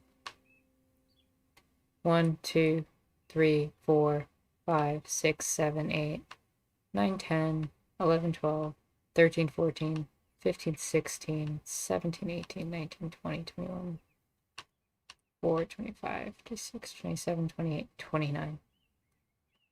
Did I count that right? 7, 8, 9, 10, 11, 12, 13, 14, 15, 16.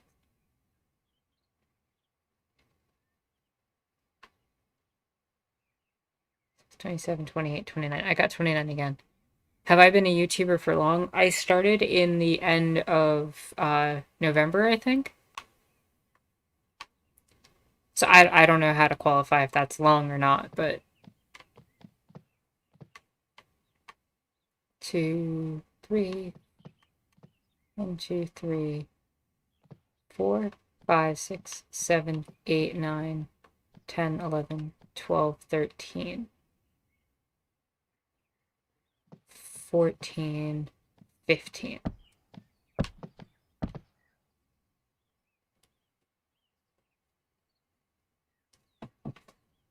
Oh, I'll still end up doing, like, conversational streams. I'll find a way to do it.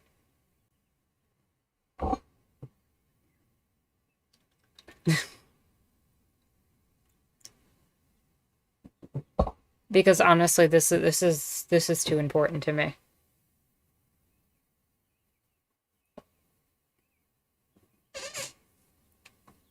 On my first stream, I did have 150 subs, and most of that was actually thanks to the serfs.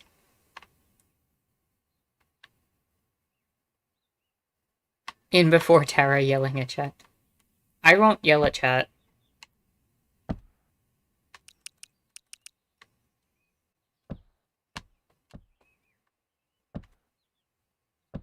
This whole thing is not even about me, as far as I'm concerned. Like, for me, this is all about creating a space and having community.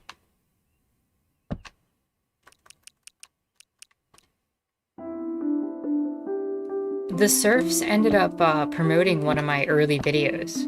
Like, I want to say, like, my 5th video. I do say that now, Duke.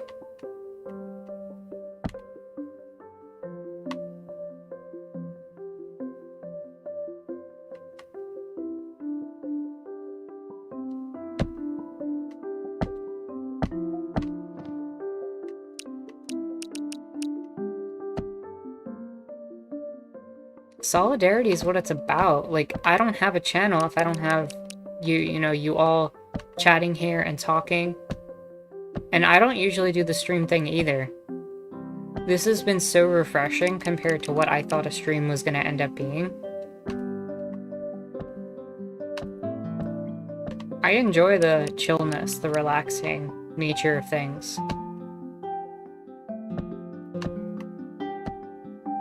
That's kind of beautiful with the moon in the background. Also, that's a giant moon.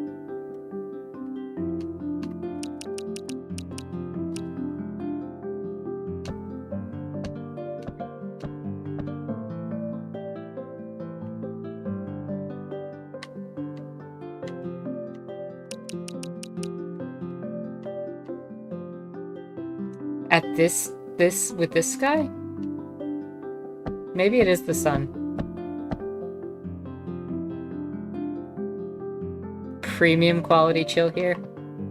I am so grateful to hear that this is still a chill environment for people. And I think it's a good time to mention if anybody else is new here, definitely feel free to come check out the Discord because we try to create the same chill environment.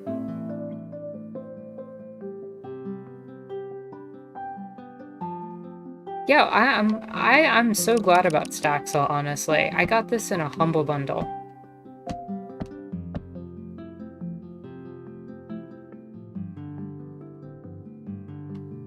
I mean, if you'd feel comfortable doing that, Skylar, I'd always appreciate that.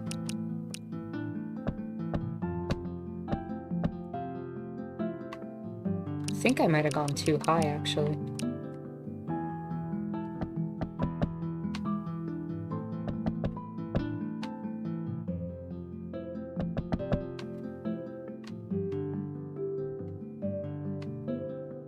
Oh, I totally did. Nice.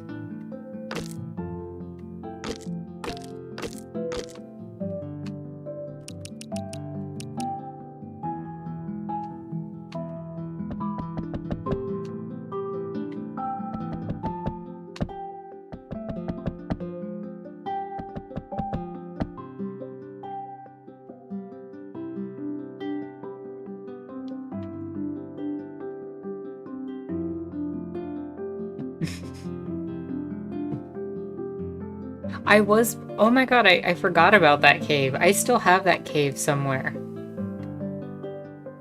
I think it's over there. Hold up.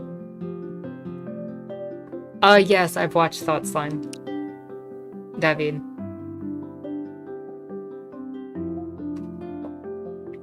Yeah, I marked it with the flame on that, and it should be somewhere around here. The secret entrance. There it is.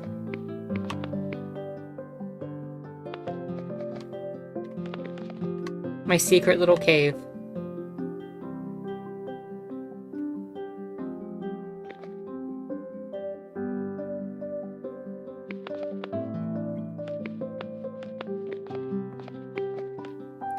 I have actually sent the email to him about the eyeball zone, and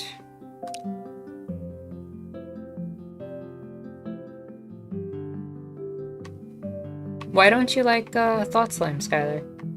I don't feel like there's like nothing to not like about him as far as I'm concerned. Maybe some of his viewpoints might be yikesy if you've experienced certain realities sometimes, but like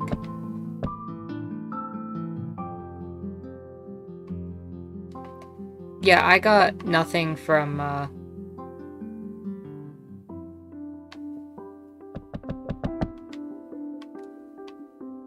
like we all have things that we say that not everyone's going to agree with. Maybe my content isn't bready enough. I don't know. I'm not here to judge. Like he's He's in control of his channel and what he promotes. So I'm fine with that.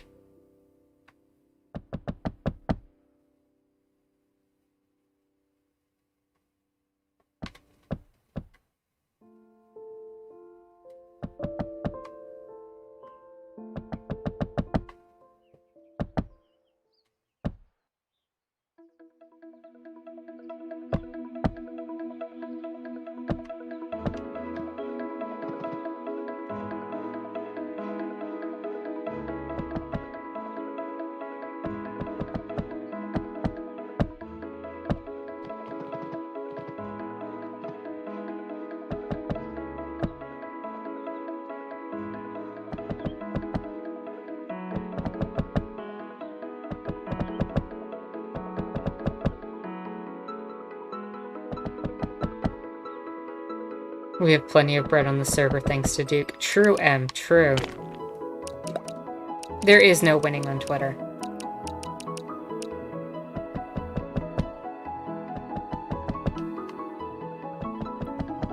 Here's the thing also. I think anytime you get, like, the type of, like, cult of personality that can sometimes form with YouTube and the parasocialness of relationships, I think you're going to run into problems on a platform like Twitter, where there's going to be people who try to respond to you in a certain type of way. And I feel like that's kind of inevitable, no matter how good you are about things, no matter how much you're trying to do things.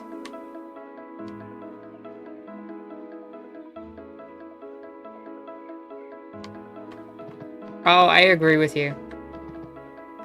I agree with you, David, that anarchists have to make a stand a little bit more.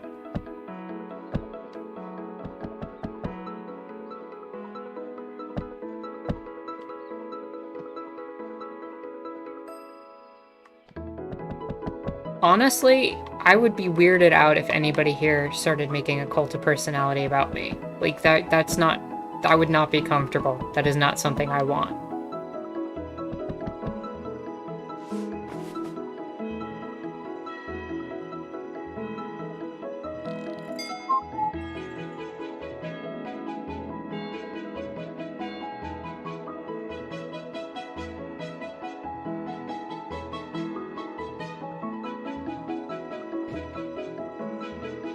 Twitter just for the Garfield bot, indeed.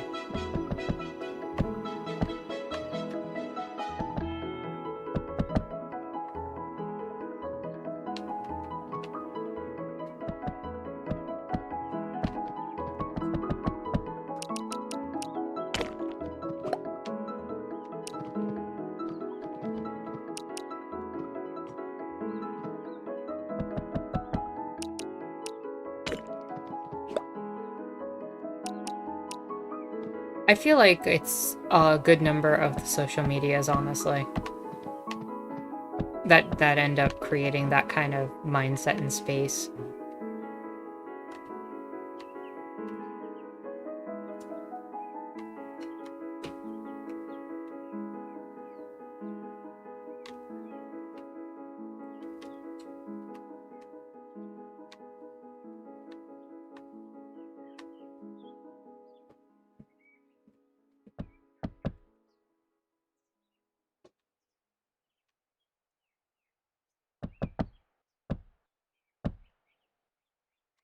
Where do I want to end it? Here?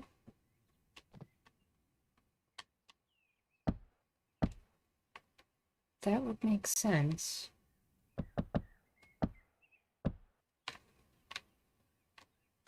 Too much.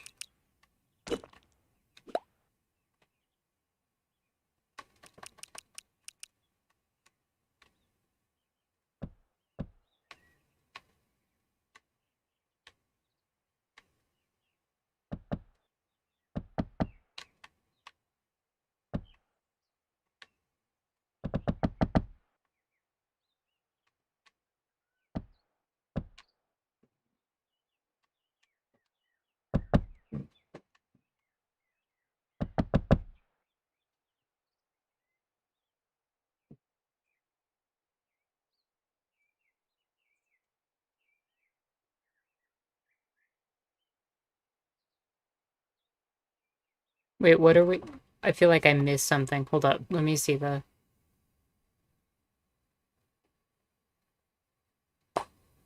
Ollie said my girlfriend hasn't read Garfield, so I just spam her links. That's funny. Cray said, I want to watch Howard Stern to understand that. No, you don't. Okay, Merchants agrees. Don't do that to yourself, Cray. Tumblr can be more anonymous, you're right.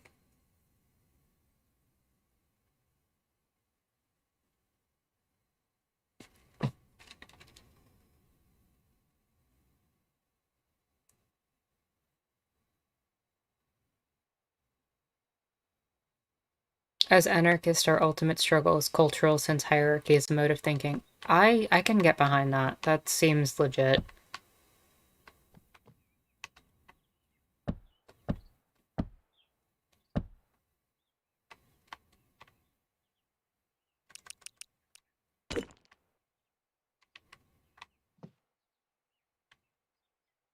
Also, that's completely fair, Merchants, just being real.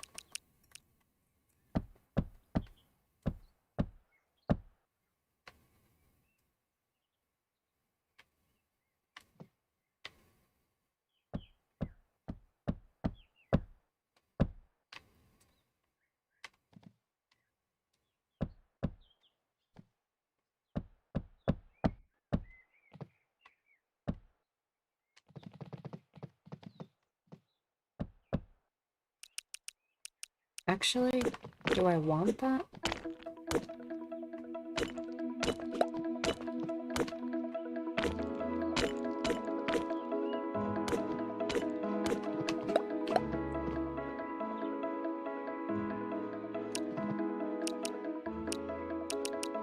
Hmm.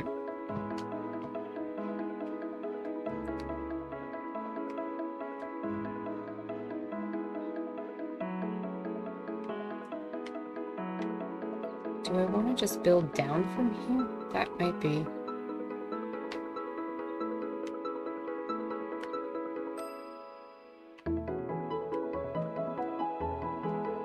I'd have to fill in under the steps, I think. I think that's how it would have to...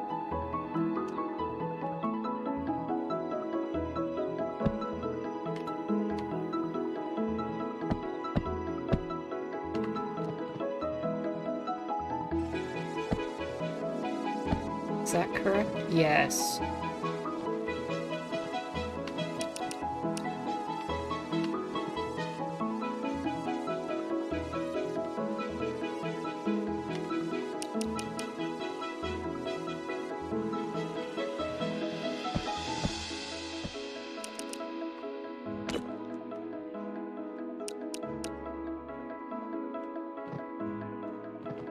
Whoa, did I just glitch through that?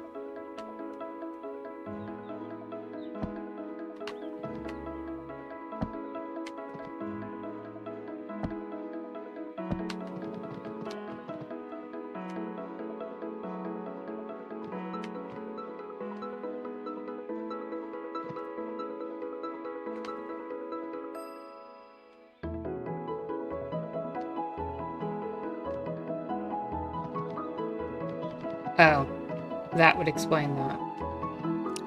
I will fix that.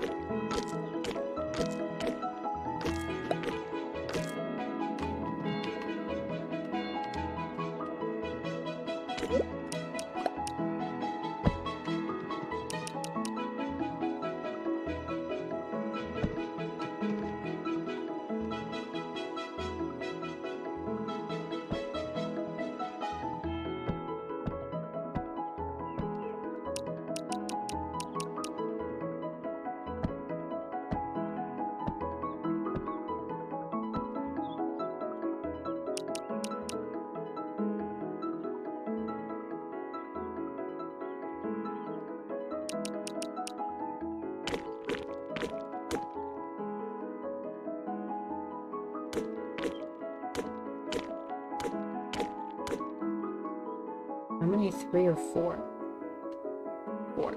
Okay.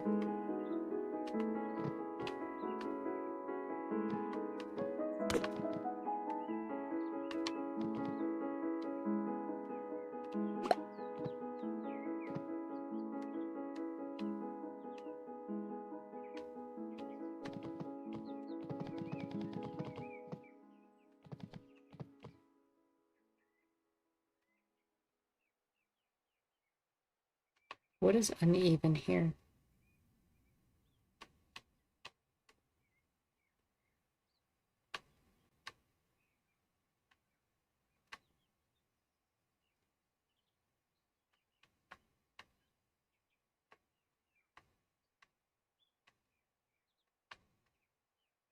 It's probably that it's odd number. Yeah, it's because it's the odd number of stuff.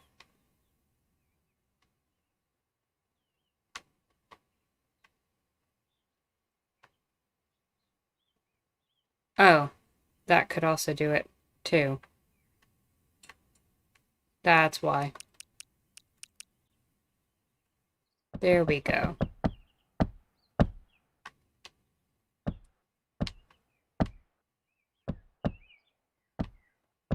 Figured it out.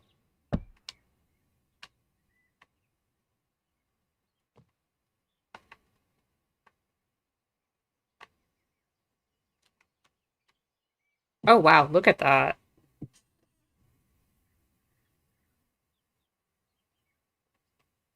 I feel like that's coming along really nice. It's taken a long time, but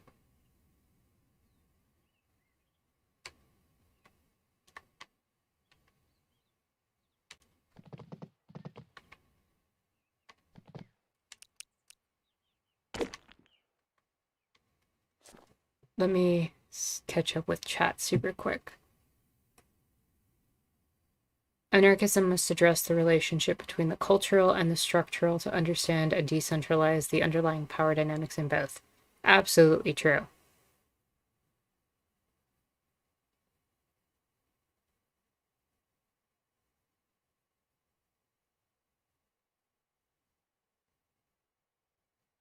Emma said it seems inevitable without some kind of mechanism for actively discouraging it, but what's the incentive for anyone to do that? Merchant said that's why I made my podcast. All right, I read that. That you made your podcast anonymous, which I totally respect and understand. M had said I understand.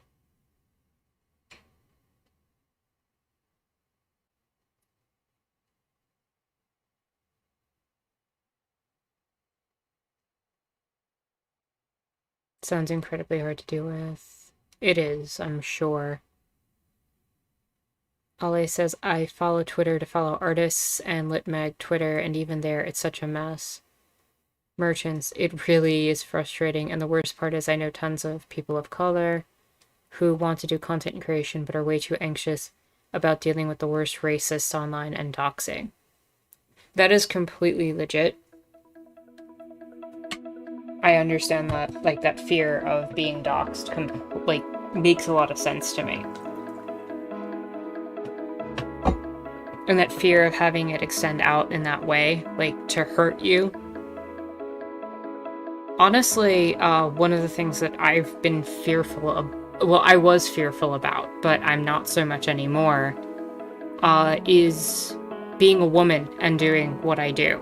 That I would get just nothing but pure sexism and hatred for being just a woman and not even being taken seriously. It's a huge part of why I didn't do YouTube earlier than when I did, because it honestly didn't feel like there was a space for women on the platform.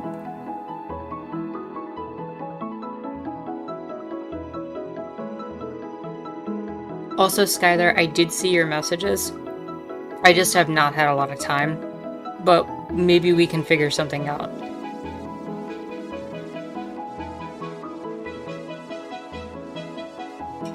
Minecraft on YouTube has gone on a really long time.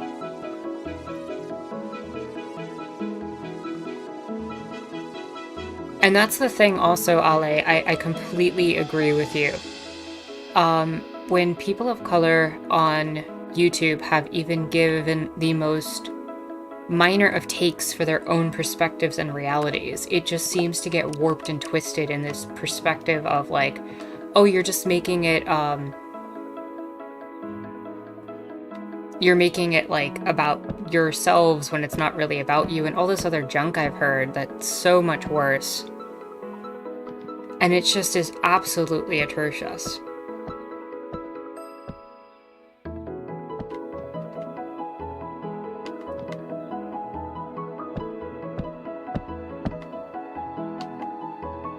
Honestly, David, I could not have imagined myself being a public face before I did this.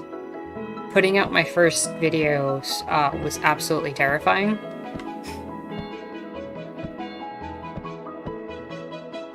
I was so afraid of getting doxxed or putting myself out there or getting everything wrong.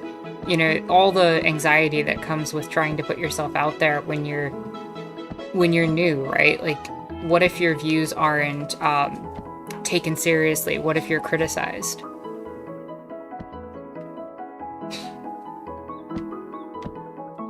And honestly, my desire is I want to see more people on this space. I want to see more people get their voice out there. And, you know, when Merchants first made his podcast, I was so happy to hear about that.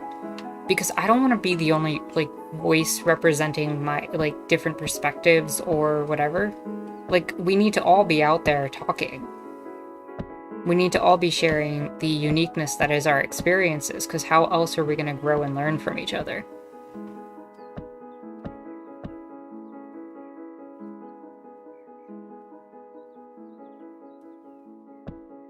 Oh, Emma, that's absolutely comparable.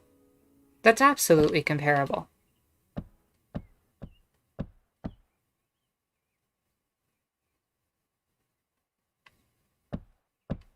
Ale, if you're in the Discord, yeah, so there should be a link there either in self-promotion or something.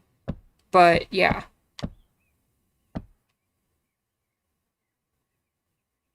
There's a type of political correctness in play where the emotional comfort of a white person is placed as a priority over our freedom and physical well-being.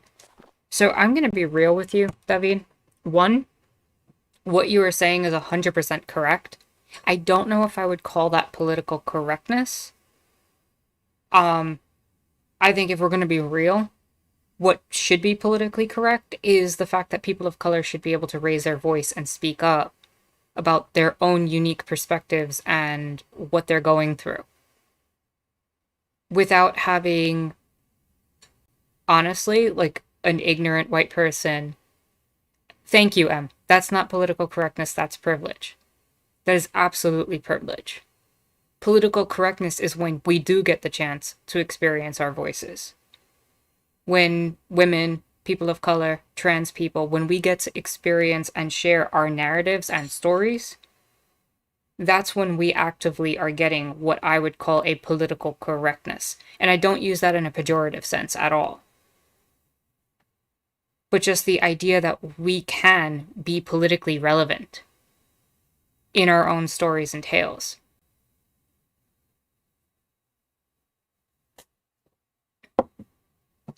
It's an issue I've had with a lot of anarchist spaces in the past, where either men or white people, but usually white men, end up dominating the space. And it ends up being uncomfortable. Feminism is looked at as secondary, or, you know, for a lot of women of color, womanism, if that's relevant to you. And your perspectives and philosophies, like, you end up getting a lot of situations like that. Oh, that's fair. Okay. I'm glad you clarified that for me.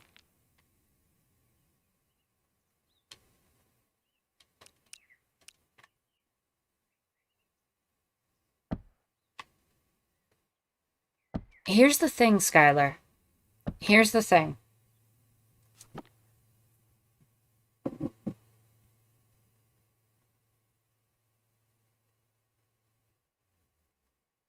It also depends on what you mean by infighting. Because the reality is, not listening to what a person of color has to say about their own experience is what creates a lot of the fighting. Right? And it's ignoring that. It's when men don't listen to women, that's when a lot of the fighting happens. When cis people don't listen to trans people.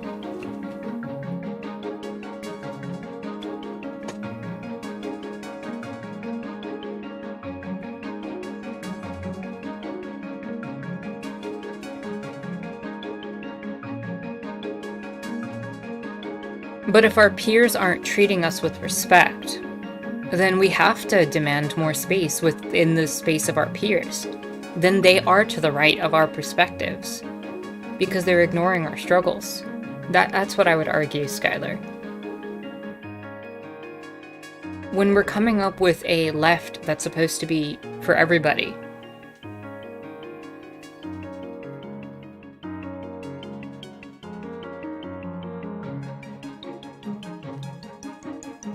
I think, Skylar, that's reductive.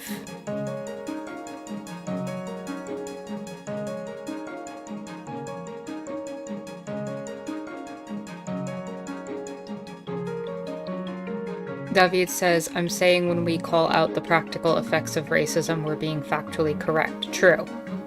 By trying to silence us to accommodate their privilege, they are being politically correct.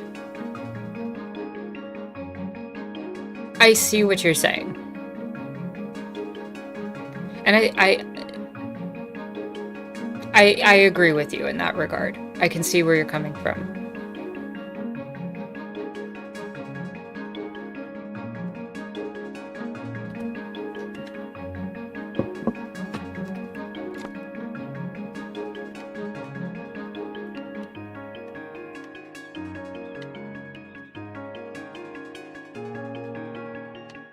The point is we need to be having our voices included in these conversations. The space for leftists needs to be for everybody.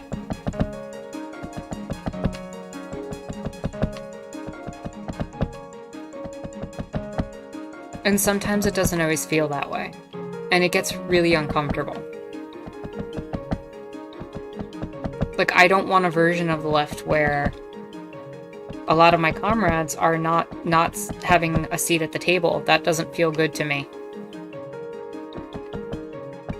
Like, that's not the kind of fostering of an environment I want to see.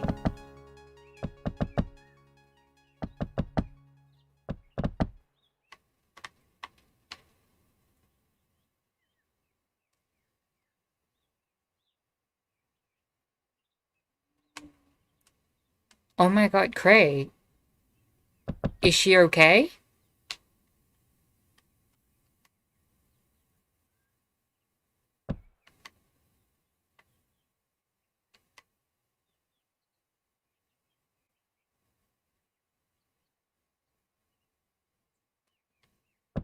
Without everybody at the table, there's no democracy proper. Agreed.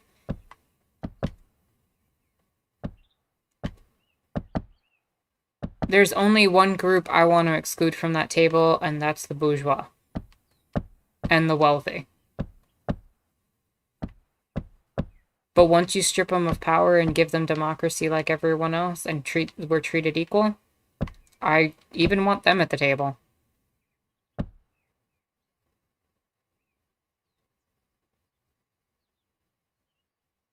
Skylar says, when I speak on BIPOC issues, I would let a BIPOC person of color... BIPOC person have a voice louder than mine on that issue, because they have more experience with it. True. Like, that's the thing also. I see too many times where it's like, hey, I lived through this experience. This is what I experience daily. And then people are like, no, that's not true. That's not real. It's like, what? What are you talking about?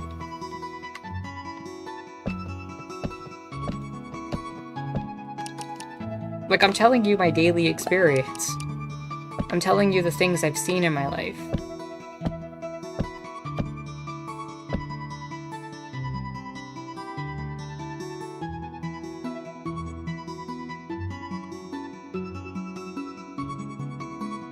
Well, by the end of that, David, what I mean by my perspective is ultimately that in my ideal society, they'd be stripped of any position of authority they have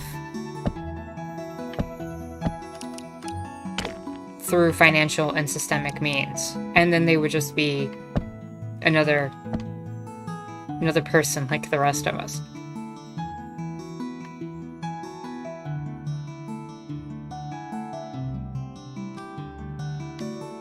Also, Cray, I am really, really glad she's okay.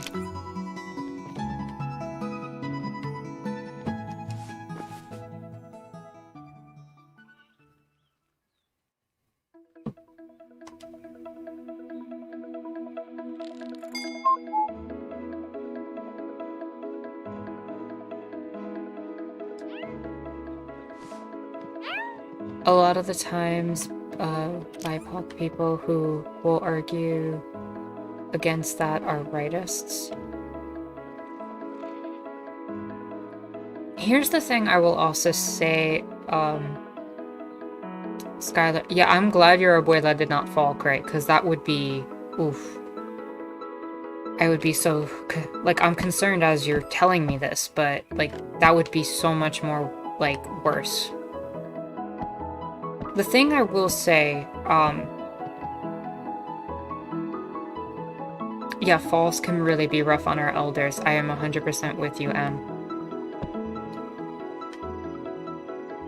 So here's the thing also, like, when you say that there are people on the right who don't necessarily, acknowledge systemic racism and stuff like that, the only thing I will note is that I believe that any person in this society, even if they are forming a conservative mindset and have found a way to say, in no less terms, fuck you, got mine, because I really do feel like that is the best sentiment to express what a lot of them experience, they are still doing it in a way that negotiates the power of the systemic factors that put them at a disadvantage in society. A person of color who doesn't acknowledge systemic racism, for example, but has found a way to negotiate the reality that they live in for themselves in a way that's basically fuck you, got mine, is still negotiating, say, their blackness, or negotiating their reality as a person of color, or as a woman, or as a trans person. That's still a version of them negotiating that. They're doing it in a way that hurts other people in their community, but it is still a negotiation of that oppression. And I think that's something that often gets overlooked and should be acknowledged.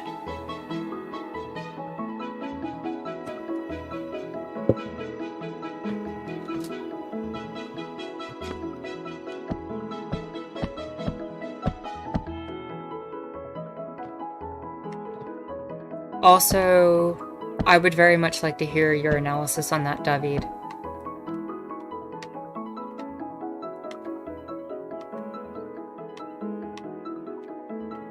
If you're willing to.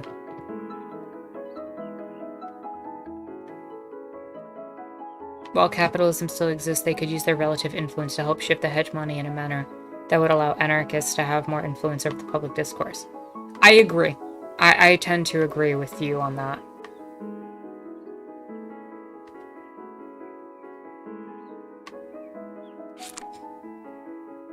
Did I see that one panel about the 4 rightists and the Nazi woman who was saying these awful things to Blair White and she was just taking it? Yeah, I did see that panel. That was really hard to watch. And my empathy for Blair White was present because I don't think anybody should have to go through that.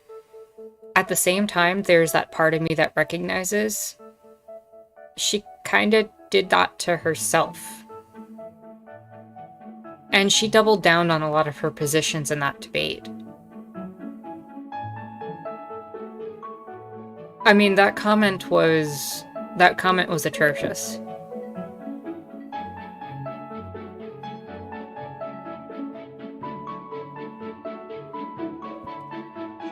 But I also want to point out 2 things. One, that's exactly what she does to other trans people in that same mindset of negotiating her oppression. That is the exact same treatment she gives to other trans people. And the second thing is, let's not pretend that she doesn't have some really bad, almost Nazi-like perspectives on certain things, like she hasn't done the whole fake blackface thing and that she didn't actively do what she did. She's kind of got some very white supremacist views in her own right. And so while I do empathize with her as a person, and I do see what she's going through in that interview, the question I have to ask is, why are you trying to appeal to, to that Nazi woman? As opposed to appealing to the people who are in your community, who would embrace you in a moment, if you would just get past a lot of your own hangups. Oh, David, Emma had asked you how you would see bourgeois power while still remaining bourgeois, that whole thing. I was asking that question and emphasizing it.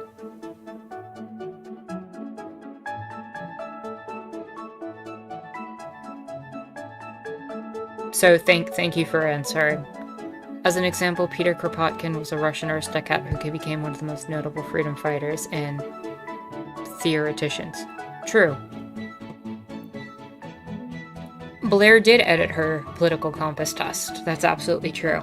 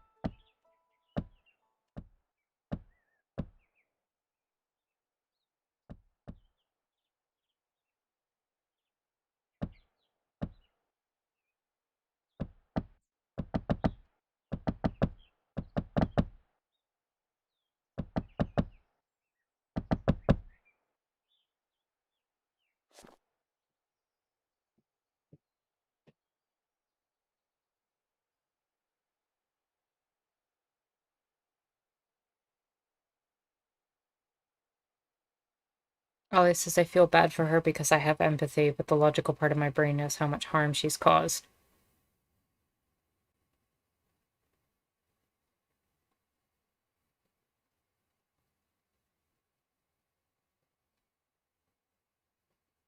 So, where I sit is the fact that you have empathy for her and can sit there and see that and experience that level of compassion for someone who is, for the most part, someone who is self-hating, who hates on her community, who has committed terrible acts.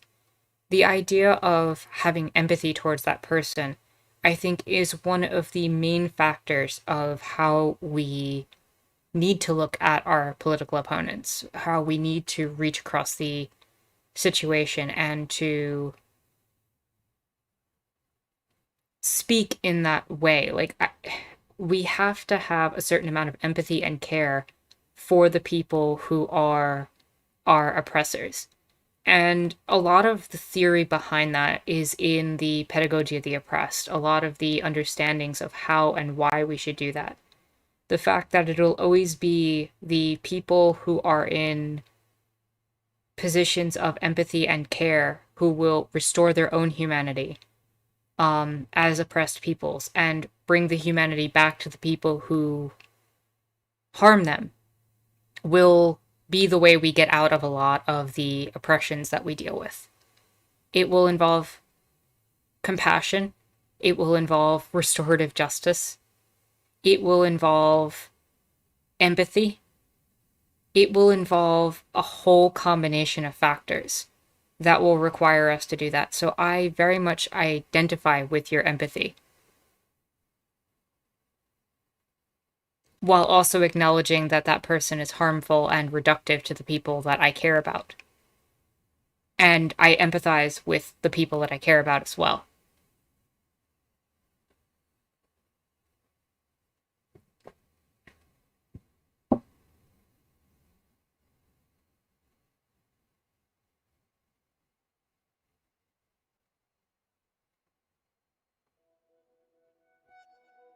How does that remind you of that, Cray?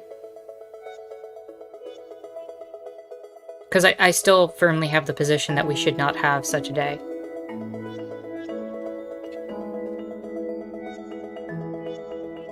When I was organizing people for forming a union, I saw that in practice a lot. The people that were originally the most against organizing because of a whole I need help, I can't care about others. After learning about what we were doing and getting involved, they ended up becoming some of the strongest fighters for the cause. True.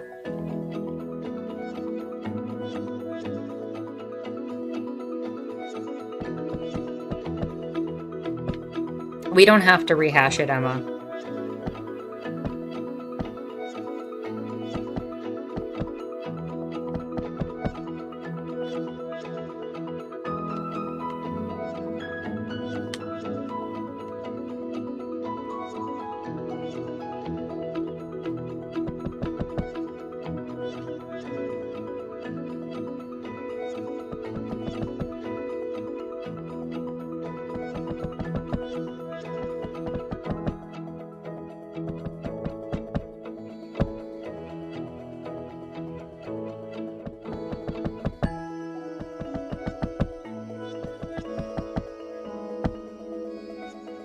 I'm sure there was an aspect of that. I mean, I don't want to speak for Emma on that regard, but I'm sure that's part of it.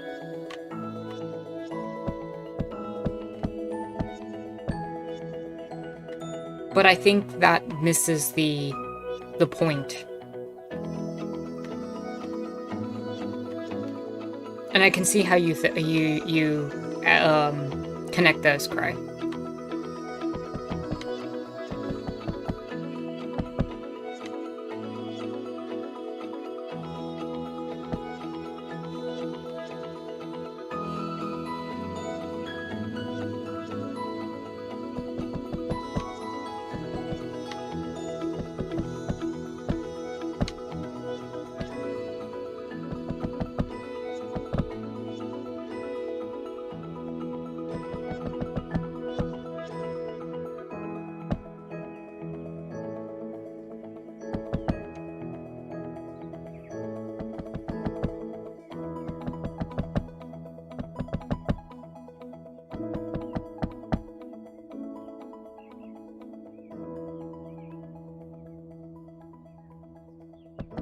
I tend to agree with David. Anytime we can get a figure with any sort of power to side with us, we're probably better off.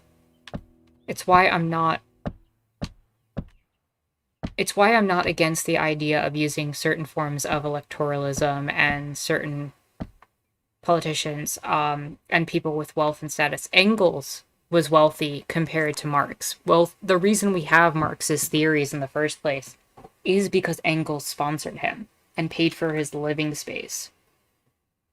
I don't think having a bourgeois person who works within the system to do what we're doing is necessarily a bad thing.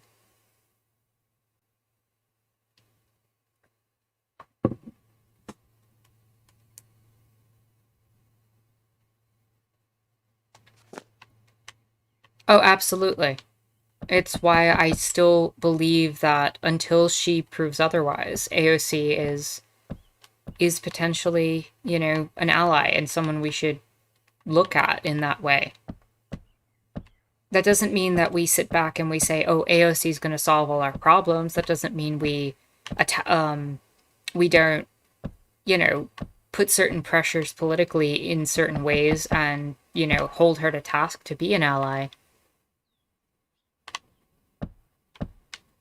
But that doesn't mean that we're necessarily going to, like, just absolutely criticize her in that regard. Like,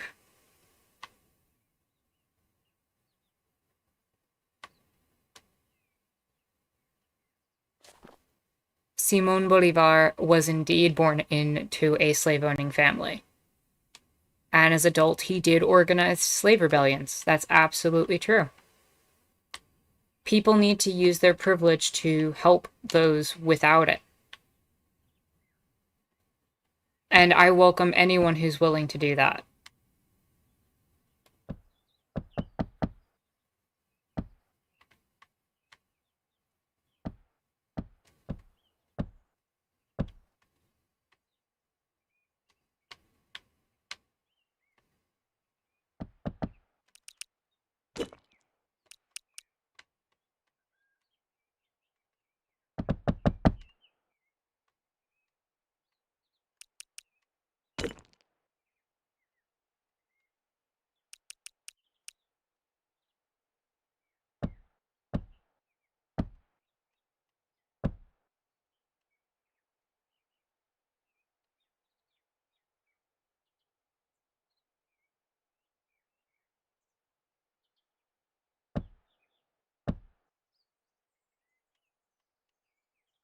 As long as you're not as long as you're not doing it in a way where you are actively stealing the voices of people, as long as you're doing it in a way that's respectful of the people that you're trying to be an ally for, I welcome it.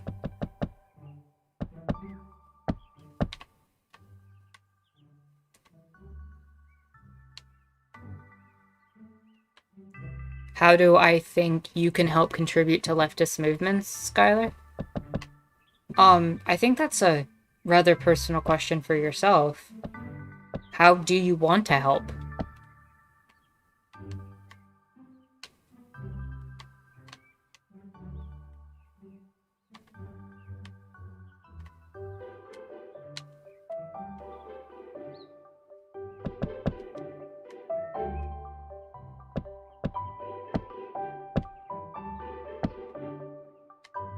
Dang floppa memes. True.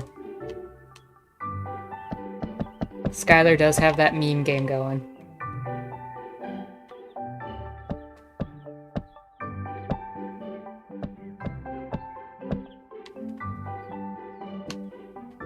Ale says, I think the problem with that comparison is that people don't become able-bodied by making other people disabled. Unlike wealth, which can only happen by taking it from others. I agree with that. But I think the greater point is,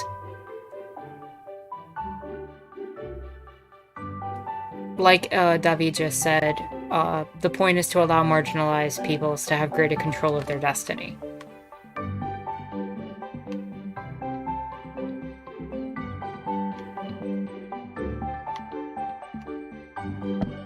I agree with you as well, Emma.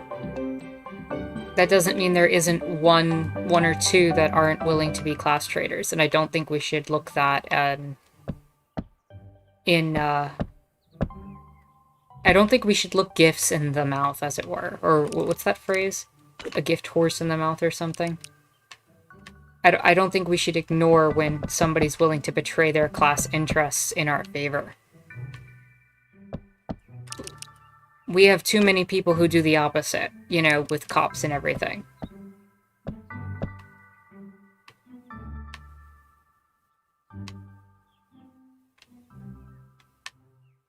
Thank you, Cray.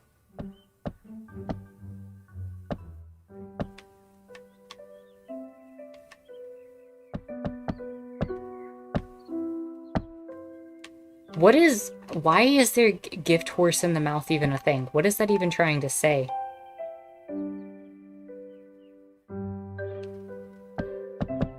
Where does that even come from?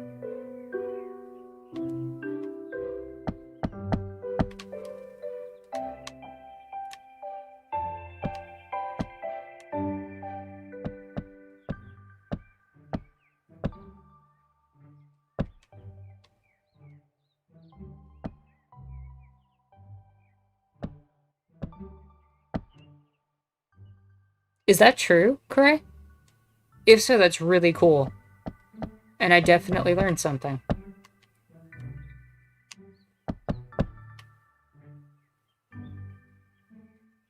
Is it?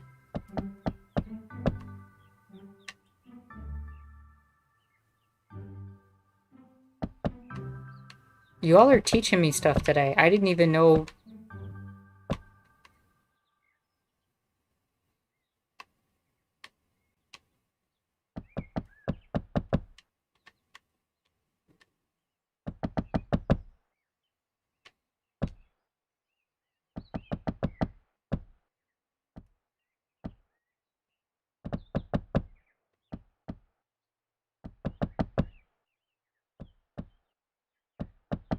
Jalix doesn't like horses. Okay. Why don't you like horses?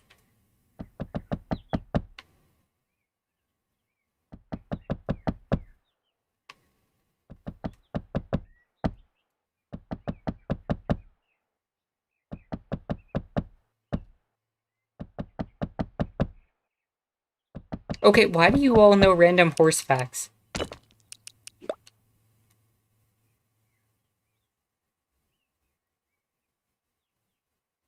Owning capital and wage labor is a form of activism against workers.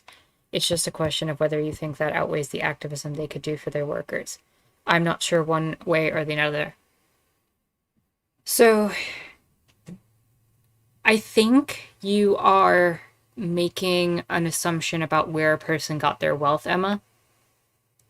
It is quite possible for someone who was born into the wealth, who inherited it, to turn it against the system. They don't even have to own anything.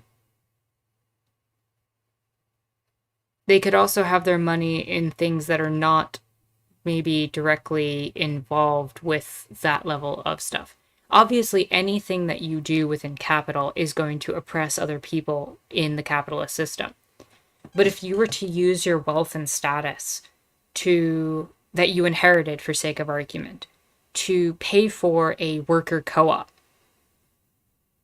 and to start the funding for a worker co-op in which you received maybe your money back over time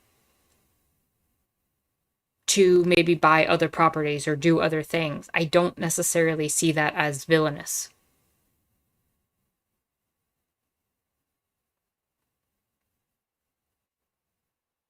Well, yeah. I mean, if they're inheriting it, then they would be the owner class.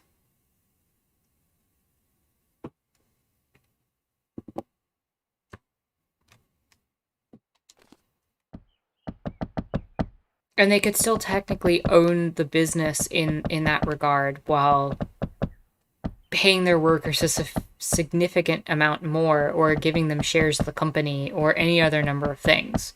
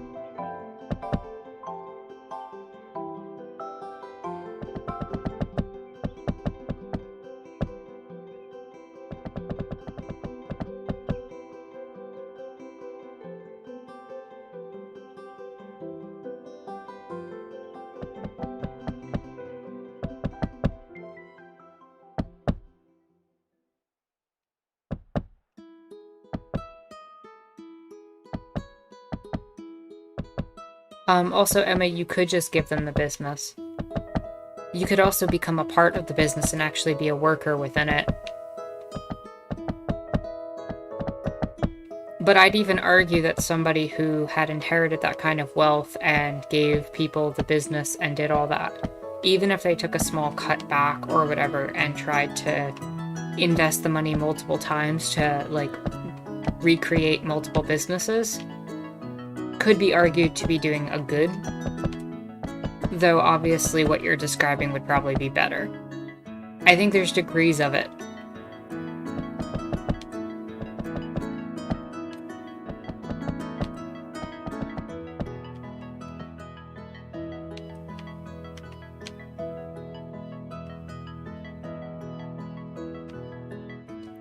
That's the thing, Jalix. I think that if somebody inherited the money and wanted to turn in that direction, they should probably invest and buy into businesses and give ideas like worker co-ops a chance. Like, fund a black business, because it's so hard to get loans sometimes. Like, do things that would be out of the ordinary for the society. Yeah, give it back to different groups and people that that deserve it. Redistribute your own wealth.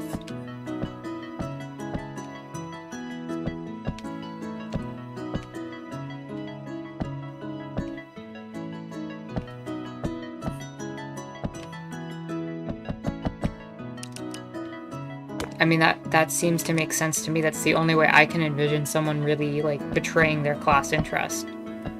And doing it in a way that's actually putting them against the position of the bourgeois. They'd have to actively go against their own interest.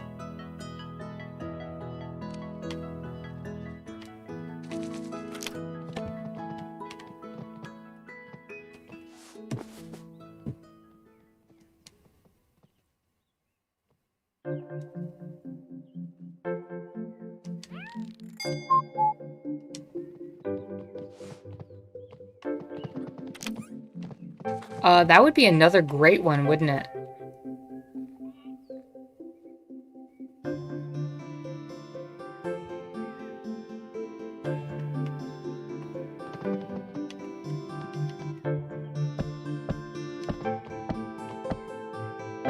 I think we're describing the same thing, Emma, honestly. Using their position and the money they've earned and turning it into an investment opportunity for people. Because it's not like the money that was stolen off of workers from previous generations is just going to disappear, even if they are the owner class.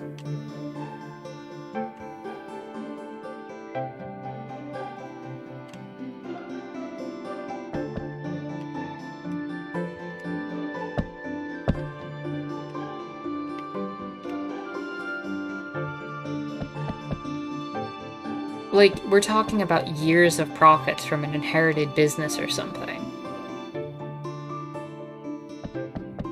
That's what I'm saying, Jalix. That's a great way of putting it. Slowly and methodically give up your status in a way that maximizes its use. Because at the end of the day, just handing away all your money isn't really necessarily going to fix things.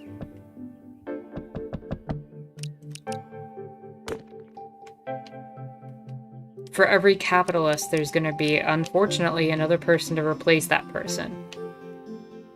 So you need to start changing the social narrative and change the norms and the behaviors. And I think one of the best ways is funding worker co-ops, changing the narrative on how we view things like that.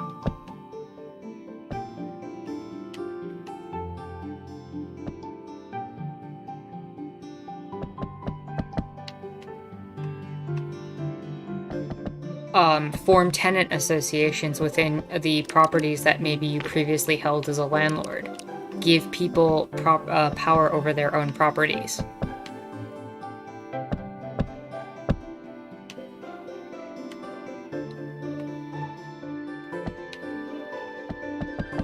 You do that very often, Jalix, and it's always appreciated.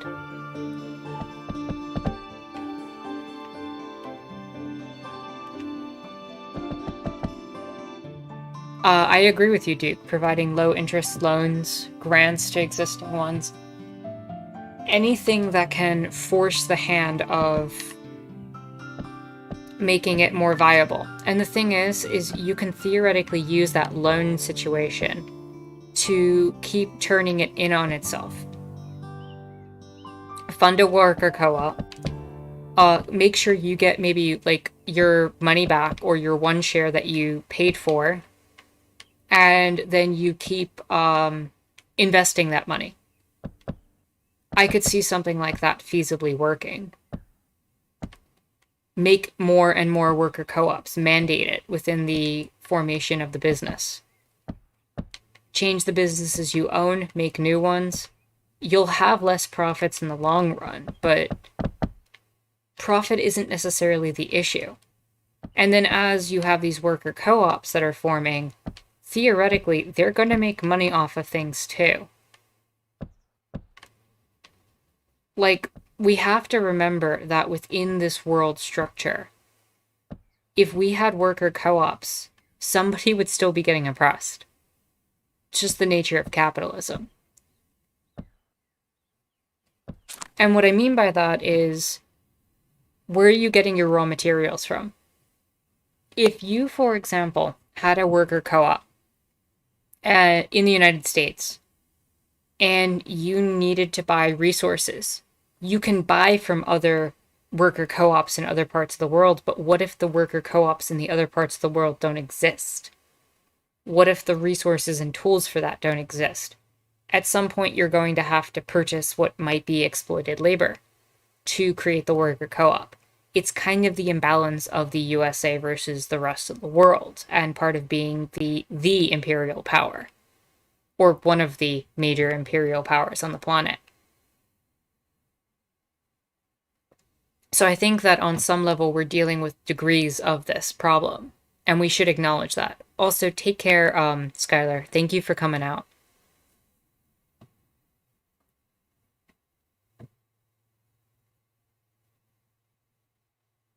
Thank you. Thank you, David. You added more to that, what I was saying.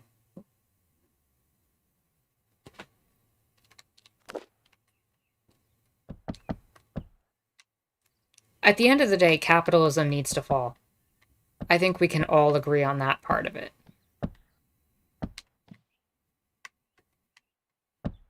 But I also don't think we're going to be clean on the way there. Nobody's going to be able to make it through this without getting their hands dirty. The system makes it impossible. If you want power, if you want any sort of ability to make change in a system like this that is short of just trying to wipe it, you're gonna have some part of your hands getting dirty.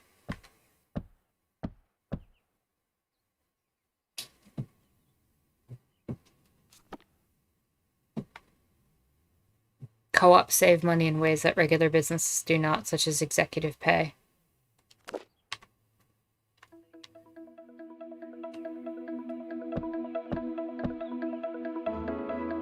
And I think we need to just,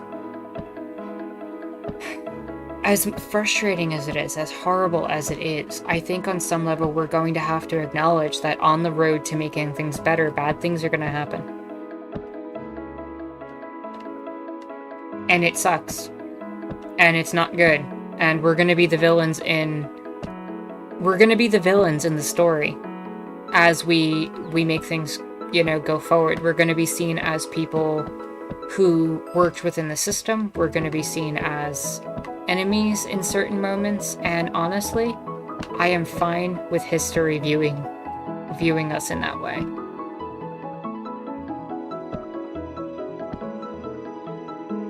Intense music cues up. True.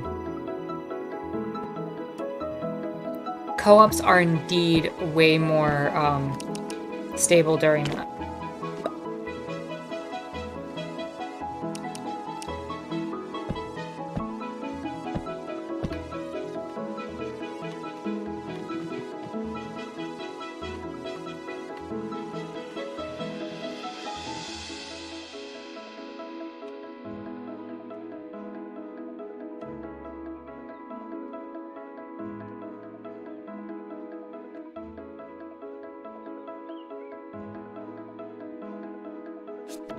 I'm fine with being, seen as the villain. I don't want to be immortalized. I don't want to be considered the good people.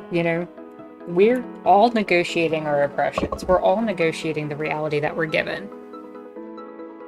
We're all trying. And I think as long as we're trying in a way that minimizes as much of the harm as possible towards people in similar situations as ourselves, and even with workers across the globe, we're doing the best we can. Because here's the thing, right? If we are going to make change, we're going to have to do things that are going to suck. We're going to have to do things that are not going to necessarily be 100% just. No matter what way we do it. I don't see a way out of that. There's no ethical consumption under capitalism. There's no ethical way to deal with capitalism. So the question becomes, how do we minimize that harm? How do we negotiate our oppressions? How do we move ourselves forward?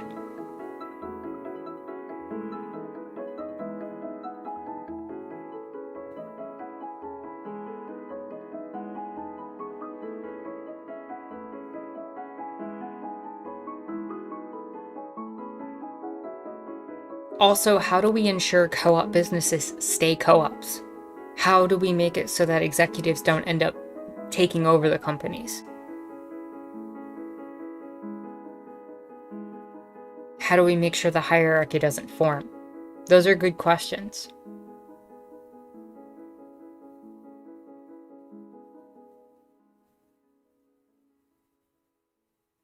And I just like to put it out there, we have more in common as workers across the globe. Whether you're someone from any place on this planet, if you are non-bourgeois, you have more in common with each other than anybody has with the rich and wealthy.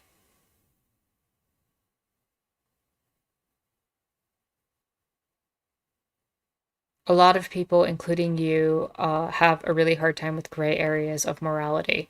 Choices we know aren't 100% good because they can't be. That's so hard. It is. It is absolutely hard. And the problem is every time we make one of those decisions, we throw somebody under the bus. We end up harming people who are our allies. We hurt ourselves. We lose an aspect of that. It doesn't mean you're not forced to make that decision. But I think anybody who's ever been in a job has had to make that decision. Every time you go up to your boss and you have to deal with the questions of, how do I negotiate maintaining this job? You are in a place where you're morally gray.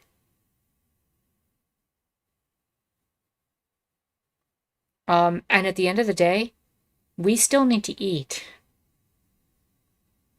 And the portion we get of being part of that imperial system, of maintaining that aspect of our power, is one in which we do not get nearly enough of it. But we still have to acknowledge it. The US being imperialistic and having so much control over the narratives and stories of so many other countries across the globe is one where, as the workers, we do get a certain advantage. No matter what status you are in the US, you will always have that knowledge and that power that comes with being from the US. That said, the proportion that we get of that exploitation is significantly lower. And at the end of the day, we still have to buy clothes. We still have to eat. And if we paid the rest of the world a living amount, what we make as workers would not suffice to pay for everything.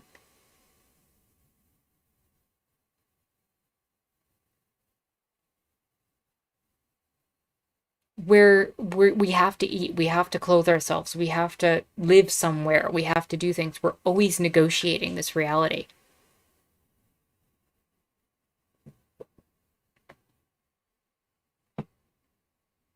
It's a big part of you during COVID as well, reframing it to myself as minimizing harm rather than not harming anyone. Yeah.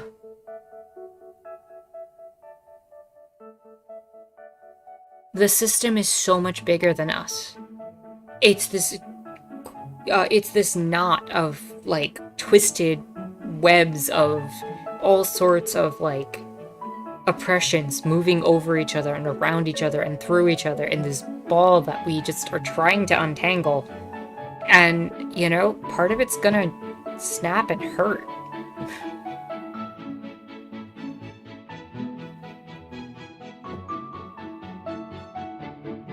Um,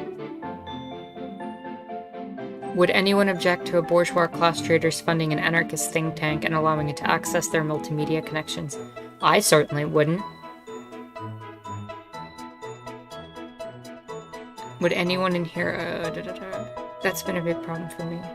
I think housing co-ops can do a lot to reduce the housing cost, making higher wages less necessary but reducing costs. I agree with you.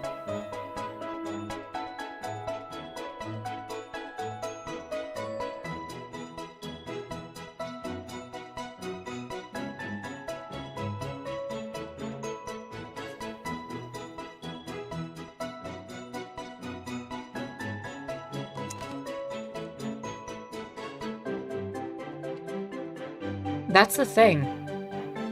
There's no clean answers to any of these questions, and they're really good questions. Everybody here is asking absolutely fantastic questions. Where are the limits of our morality? How far are we willing to go to allow somebody to do this? And the thing is I don't think there's one good answer here. It's part of the reason why I'm a fan of diversity of tactics. It's why I'm not against having a politician in play that is pushing certain narratives further left while we all do mutual aid and everything else. I think getting a political discourse, for example, in which we get people who are, you know, trying to get the minimum wage increased, who are trying to drive down costs, who are trying to create some of the things like a UBI or anything like that. Anything that can free our hands.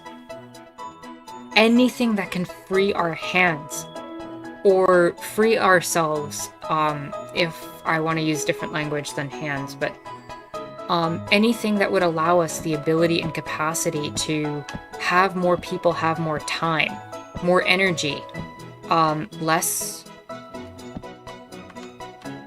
being less tired. Because how are you supposed to do mutual aid if you're working 60 hours a week over 2 to 3 minimum wage jobs, trying to feed your kids and taking care of everything? You're not doing mutual aid at that point. At that point, you're just a pawn in the system who's losing all of their time and energy just trying to sustain yourself and probably failing at that.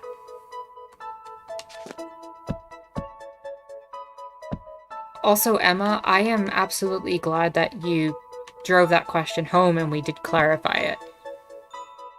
Like, this has been a fantastic conversation.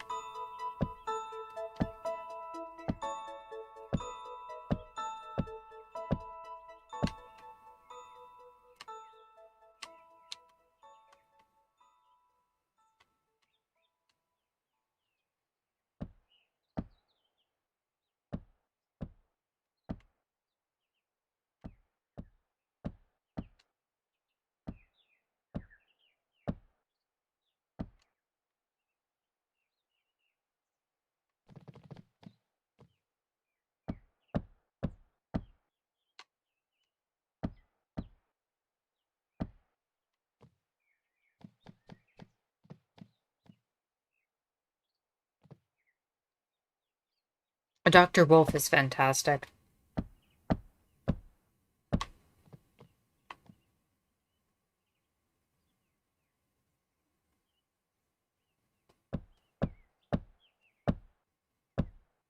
I'm completely I'm completely in agreement with what you're saying, that like we're asking the right questions, we're having just a good exchange. This is what it's supposed to be about. And to try to get as many perspective and voices as possible. Because you know what? There's probably ways we're missing things here. I'm not pretending like I have all the answers here.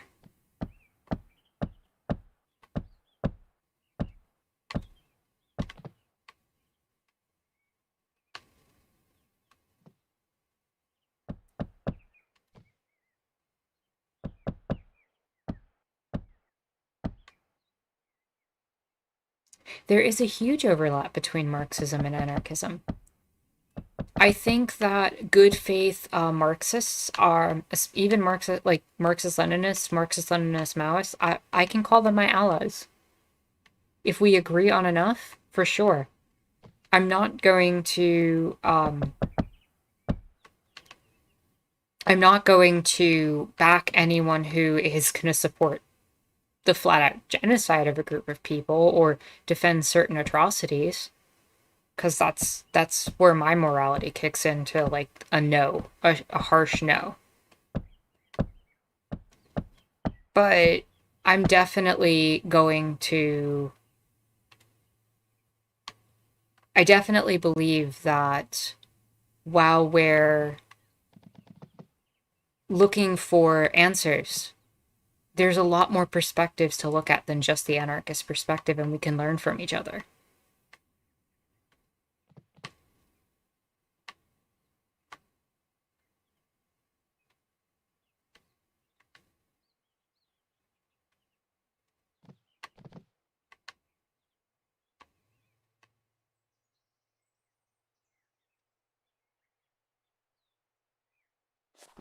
If democracy is a necessary part of someone's Marxism, then you're good.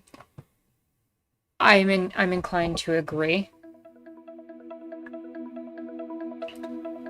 I'm also inclined to, me personally, while I do believe that democracy is a key component of how Marxism should function, if it's going to have a state of any sort, I do flat out understand that some of the nations that have gone the routes that they have, and I'm thinking specifically about Cuba and Vietnam, the way that they've managed to avoid the imperialism of the larger powers in the world is something that I think is worth examining.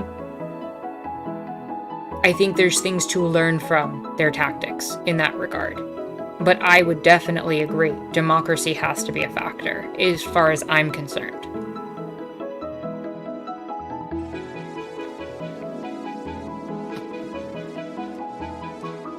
Does anyone have any advice about understanding the difference in between those? I honestly don't know enough about them. Between what exactly, Ale? Are you talking about Marxism and anarchism?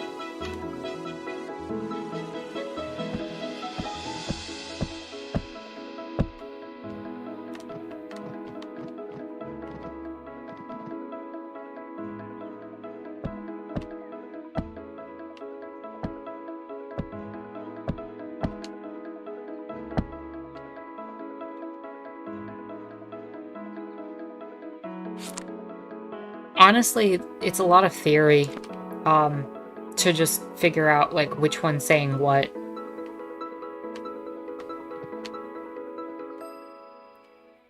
Marxist-Leninists tend to focus on the Soviet Union and the going-ons there, and they follow a lot of Lenin's perspective. Maoists tend to bring in, like, more of a third worldism, where they start to analyze the positions of the third world during the Cold War.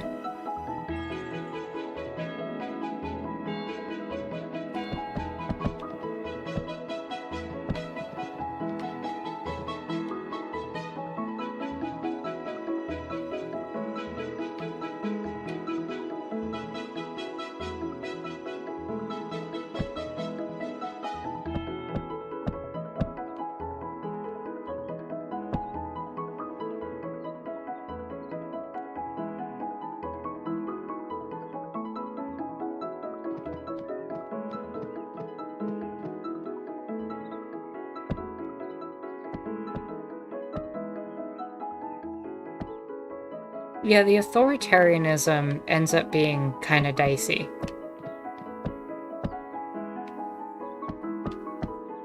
But honestly, the best way to understand the differences between the different ones, Ale, is just to read the theory and ask. Because there's so much overlap. There's so much overlap between the different perspectives.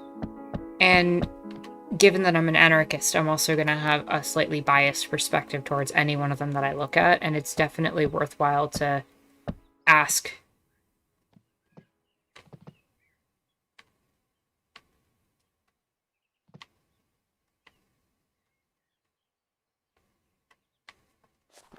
My thinking on ML states is that they've been able to secure important social democratic reforms that people like me might take for granted, but I can support that they're not building communism.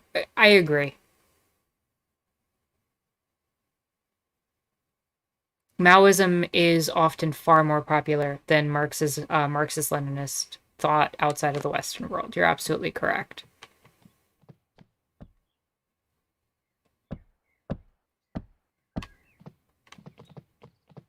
And with good reason.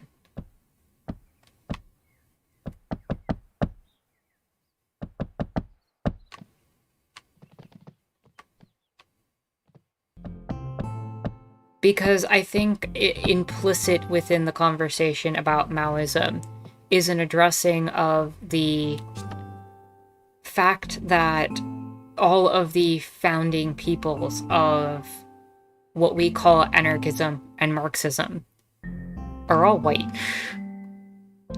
And whether you go and look at things like black nationalism or whether you look at things like some of the more Maoist understandings, there's an intrinsic attempt to decolonize some of the perspectives of Marxism and anarchism.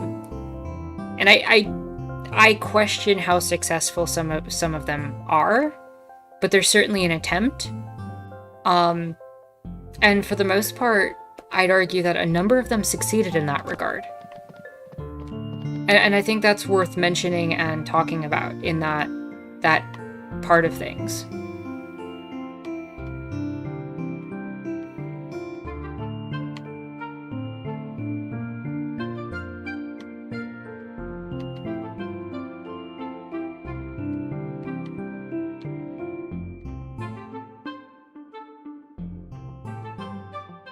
Che Guevara is self-identified as a Maoist. Che is a fascinating figure. Because Che did not stay for the power. Che is definitely one worth looking at. Che was like, no, I'm gonna make revolutions happen everywhere else, too. I'm gonna teach tactics, I'm gonna teach my wisdom, I'm gonna spread the knowledge, like... I can't even, like...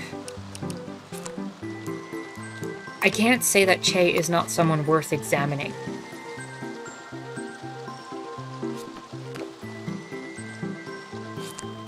Well, Cray, that's actually an interesting,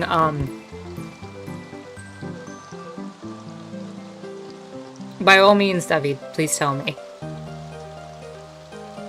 Cray, you actually bring up an interesting question. Is it the job of a revolutionary society to spread the revolution to other societies, or is that imperialism? Now, Che as an individual doing it is one thing. But if, for example, a revolutionary society was to go into another location and impose their version of a revolution onto another group of people, would that be imperialism, or would that be creating revolution? And I think that's a question worth asking, and I'm not going to pretend I have that answer for you entirely. And I think it's way more nuanced and complicated. Fidel Castro was actually a liberal until he already overthrew the Batista regime. Ale says my brain has started making CD drive noises. And I think that's a lot of the issues that people, when they examine the Soviet Union and its movement into Eastern Europe, and when it comes to, say, China and how it's dealt with some of its surrounding territories, when we examine those situations, I tend to look at them as imperialistic, personally.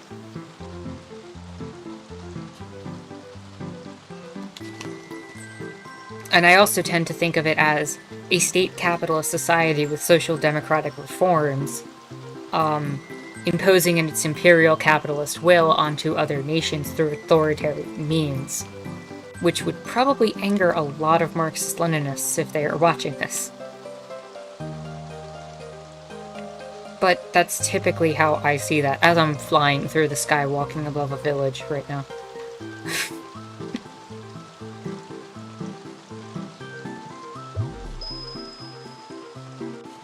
But I can also acknowledge that Che did a lot of good. And a lot of the criticisms of Che are kinda overblown. Like, way overblown.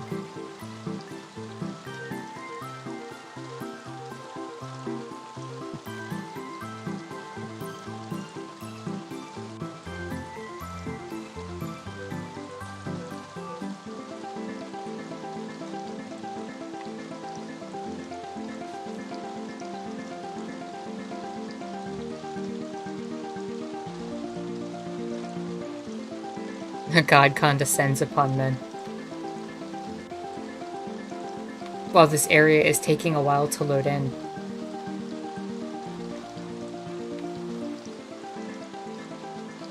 Oh, what the? Okay. I know for one of the quests I needed... Right, I was trying to make this and I needed Sequoia wood. I couldn't figure out how to do that, and I'm not going to go find those bobbleheads right now, so I don't feel bad about this. But we are getting the Sequoia wood. The Bad Empanada, I believe, actually covered this pretty well, talking about Che. Che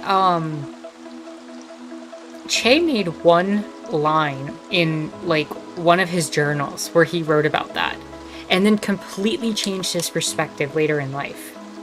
And most of the people who criticize Che for that are right-wingers who are just trying to get a gotcha to make Che look bad, and are probably homophobic themselves.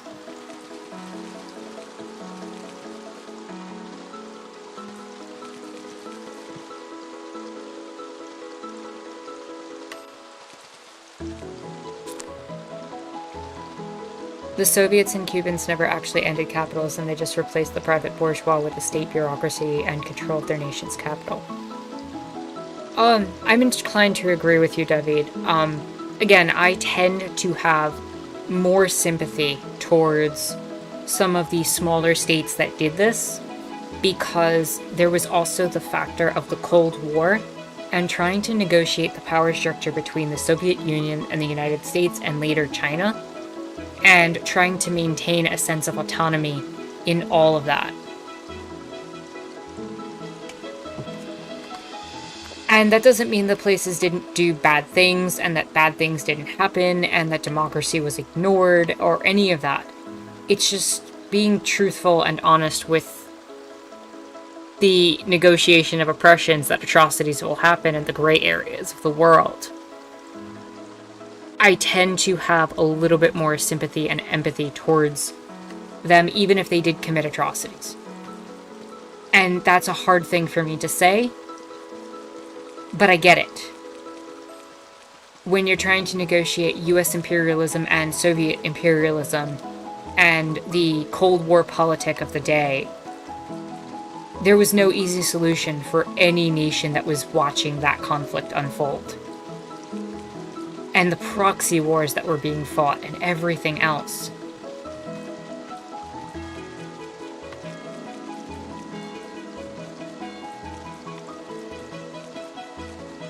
This is hardwood, right? No, that is Sequoia. That is what I need.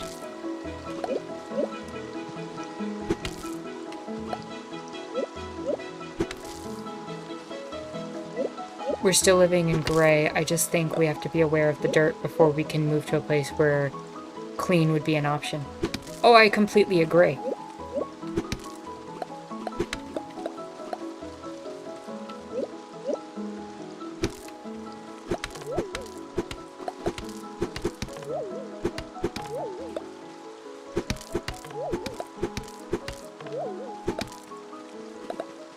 Honestly, I am probably going to cut down this tree, and then I am going to use the bathroom super quick. And BRB myself. There we go.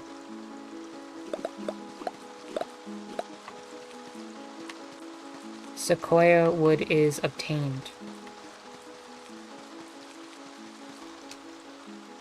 Let me then go run to the bathroom super quick. I will be right back.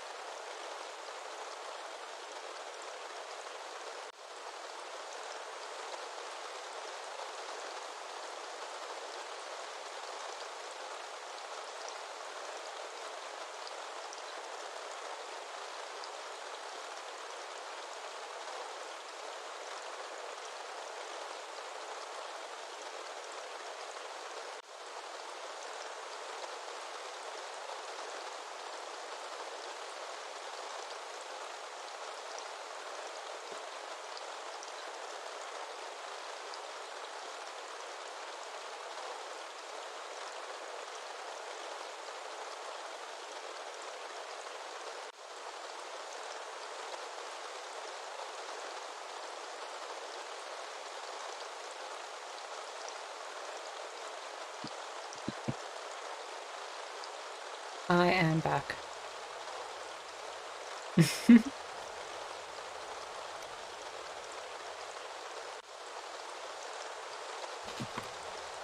So David, this game does have a bit of a story. There's quests and stuff where you try to make friends with the villagers that are in your town. And so, like, we've had things like trying to befriend this mushroom person. Oh, thank you, David. I appreciate it. We've had things like collecting art or, you know, helping somebody build a pet store. There's just like a lot of quests where you try to do things and meet the people in your town, so... Have a good night, Jalix. Thank you for coming out, and thank you for contributing to the conversation. As usual, you are appreciated. And I am very glad that you were here tonight.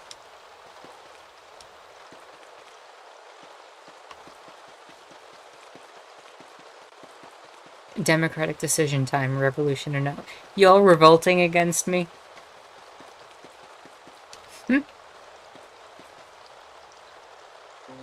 Seize the means of YouTube production.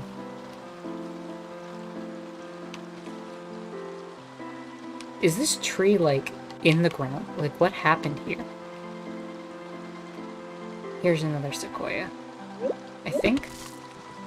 Yeah.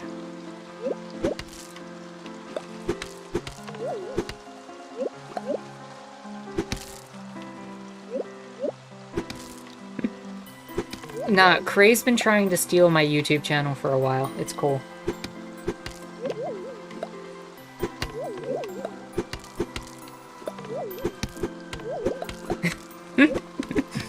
Every single time I go to the bathroom or whatever, Cray's like, let's seize the means of the production.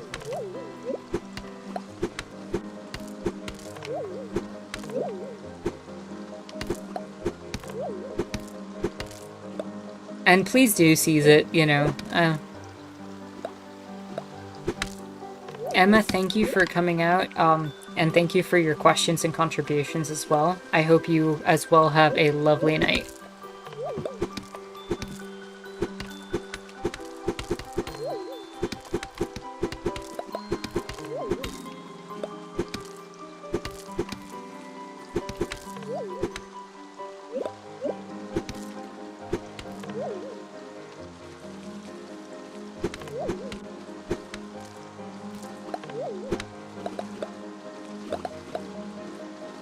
think that is good.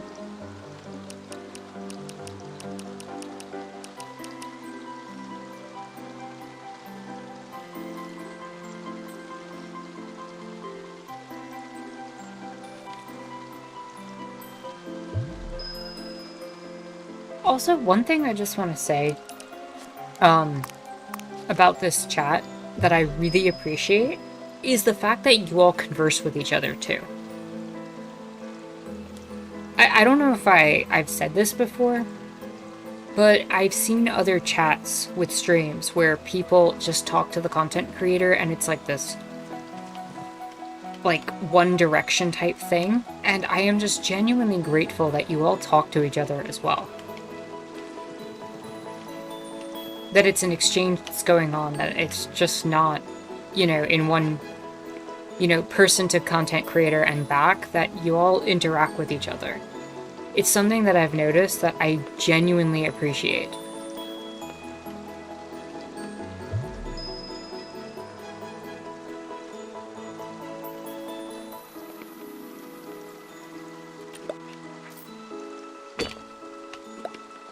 What's the next color crystal after the pink one? Because I want to grab those while I'm here too.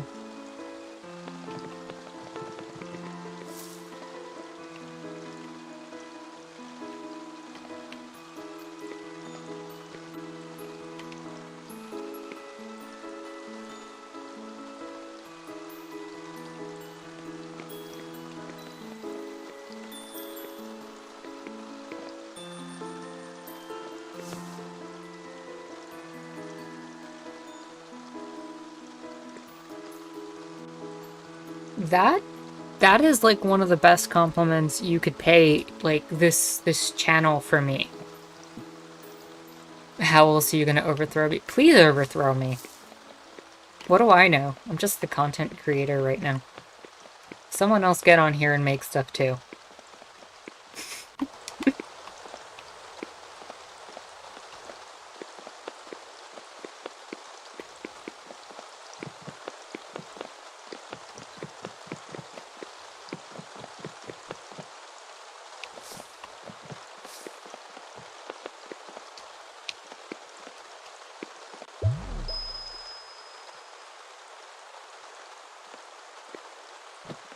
Where the heck is the other area with... I think it's to the right here.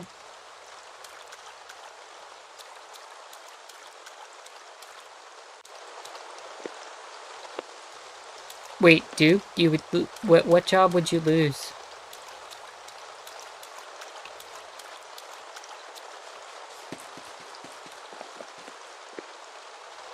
Is it this one?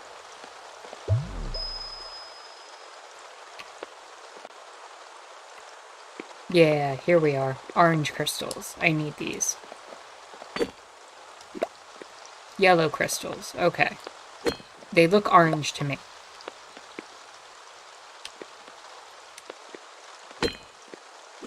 I don't think you're the only one who's ever had that experience. I think it's interesting because the creation of content, especially anarchist content, is a good way to, you know, not have a job or to lose your job in certain circumstances.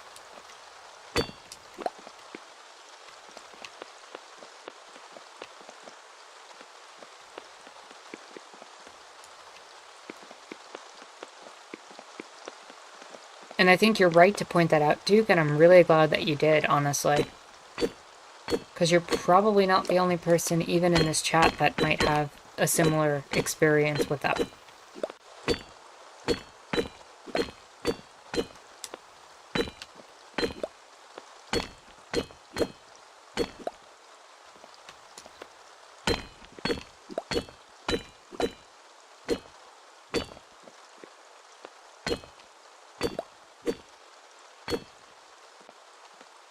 Yeah, at the end of the day, we still have to eat, right?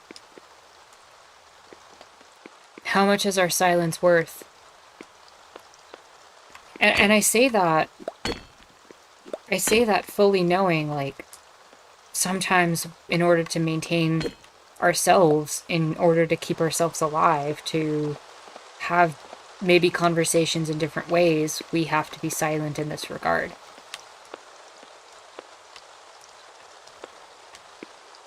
Who is Sid Vicious?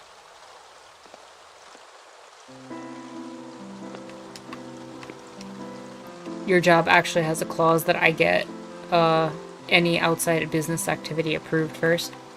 That's also far too common.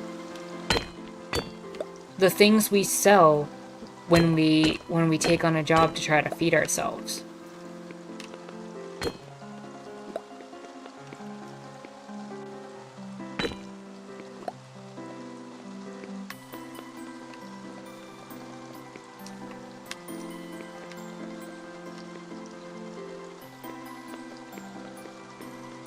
And the acknowledgement that I have to make that in some ways, just being able to make this content right now, I'm in a privileged position. And that's ridiculous, that I should have to, like... Not that I should have to acknowledge that, or that I'm not willing to acknowledge that, but that's the kind of world we live in. Where even the ability to voice yourself in certain circumstances, because of private contracts and negotiations, that this is somehow a... No, I'm with you, Cray. Like, who is Sid Vicious? I don't know.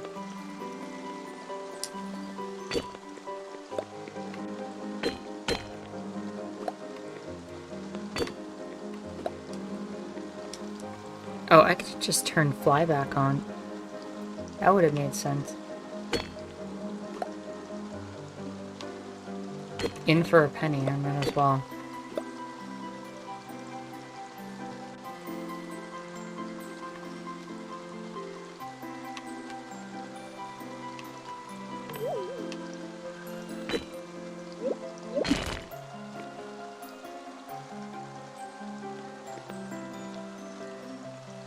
The lead singer of the Sex Pistols misappropriates our iconography and acts like a living caricature of an anarchist. That sentence was much harder to speak than it should have been.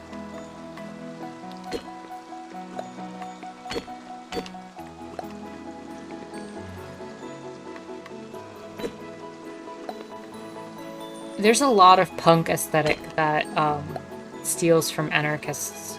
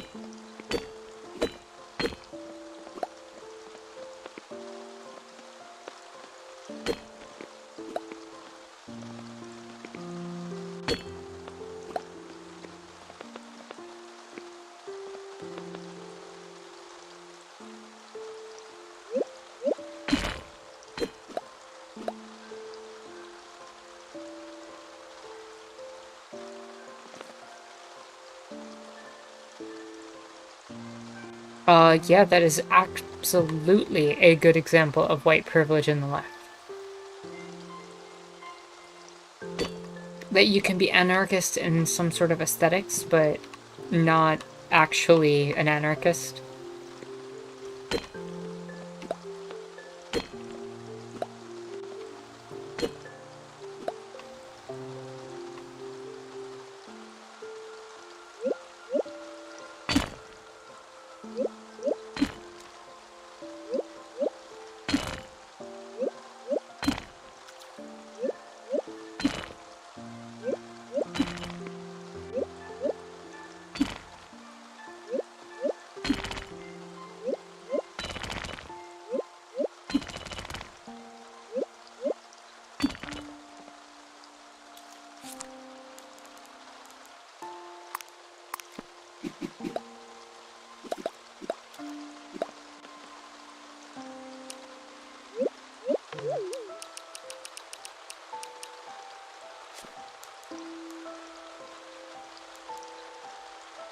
Wait, what?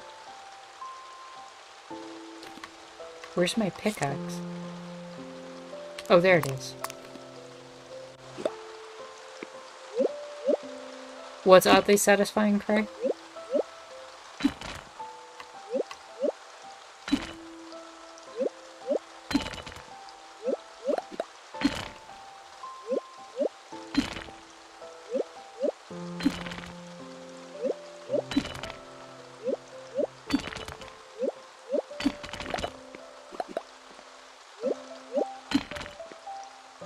Oh, it really is.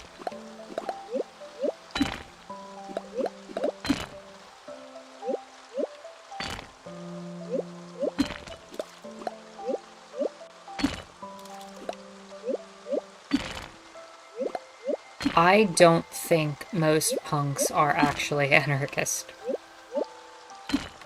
In my experience, they're often there for the aesthetics, they're there for the appearance of looking edgy, but not really committing to the work that is involved in anarchism.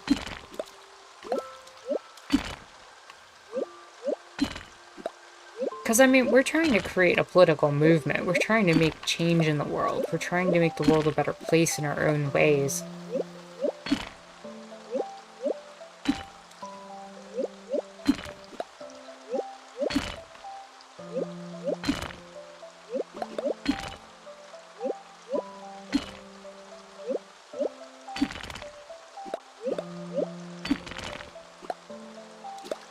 Edginess is for those who do not know courage. Ollie, I hope you feel better with your migraine. We're gonna be wrapping up pretty soon anyway, just so you probably won't miss too much. But I do hope you feel better, and I hope you have a great night.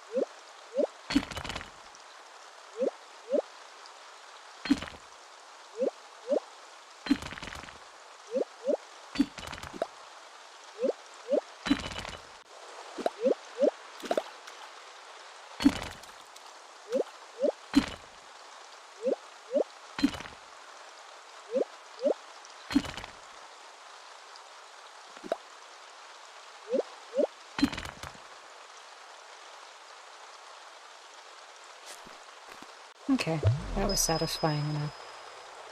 Let's do a little bit more of the ship stuff. Oh, wrong portal. Where's the way out of here? Is it this one? Yep, there we go.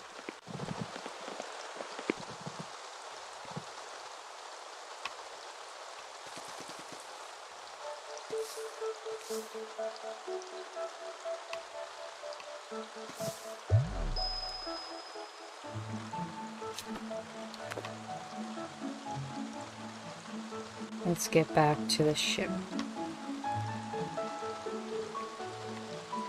That is looking so cool.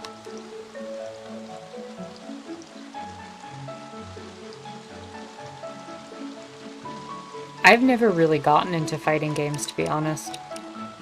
Oh, which ones were your favorite, though?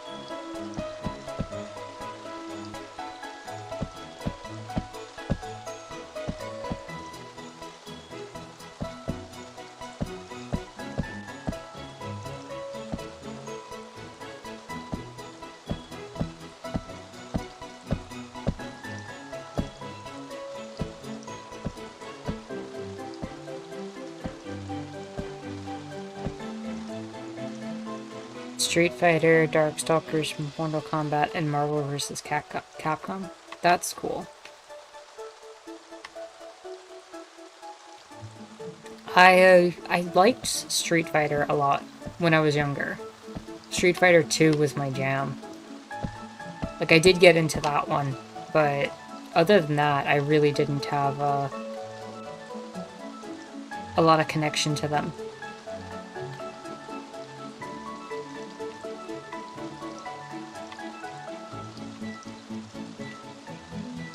Also, I need to get some light down there. It's a good thing I just picked up all that magic light.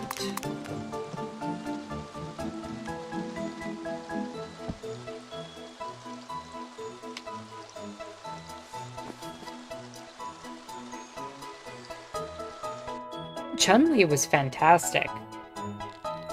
I was actually a fan of Blanca also.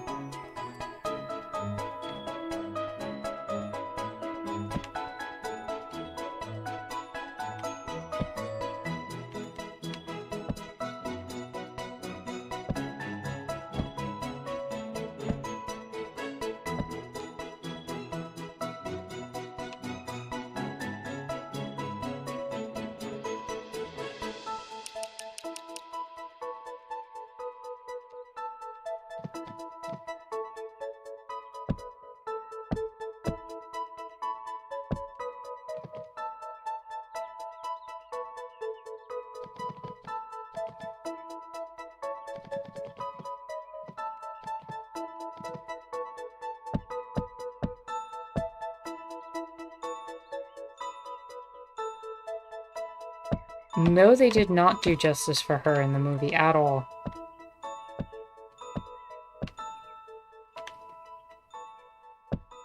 I remember that being pretty bad.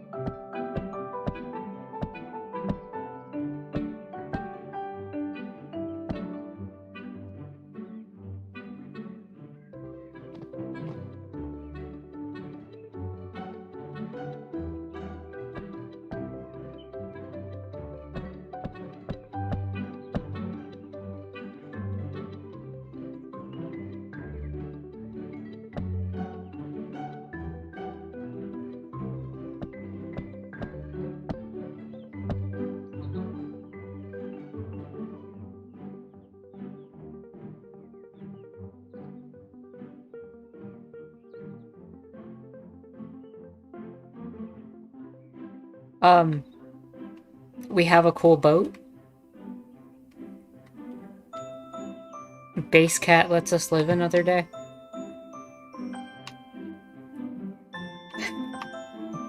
Base Cat is, kind of become like, I don't even know, just an entity within herself. Also, how's our mythical Unikitty doing? Oh, good to know you can float too.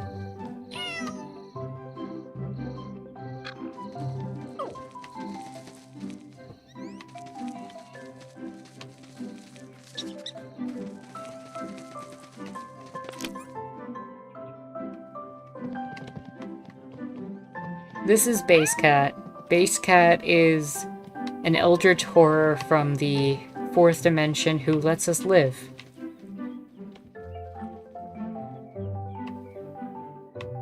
She controls all of reality and existence, and we allow her, or she allows us rather, to function and exist. So, blessed be to Base Cat.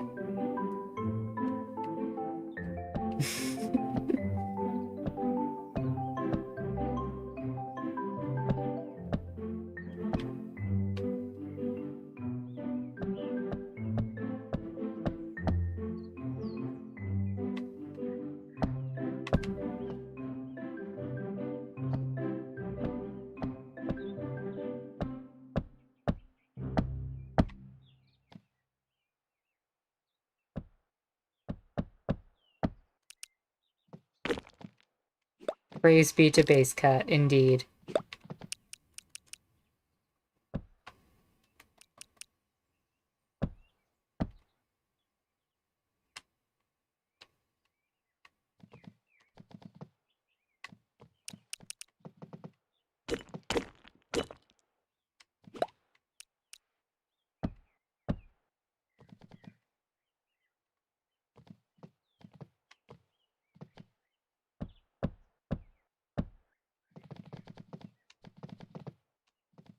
The Hypnotoad is a false prophet, blessed be to Base Cat.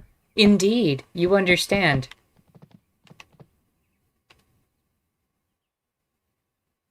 It bugs you that the bottom left isn't curved. Which part isn't curved?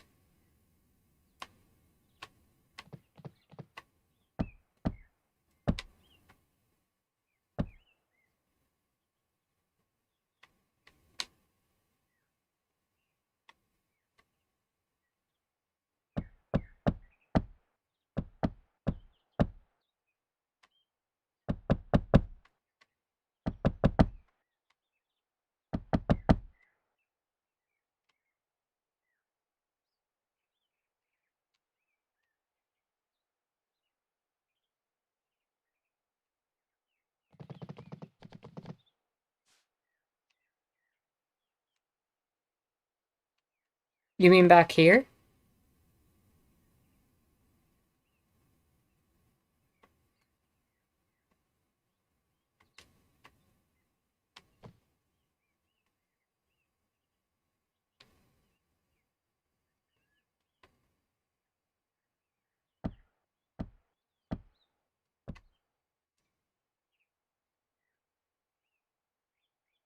One, two, three, four.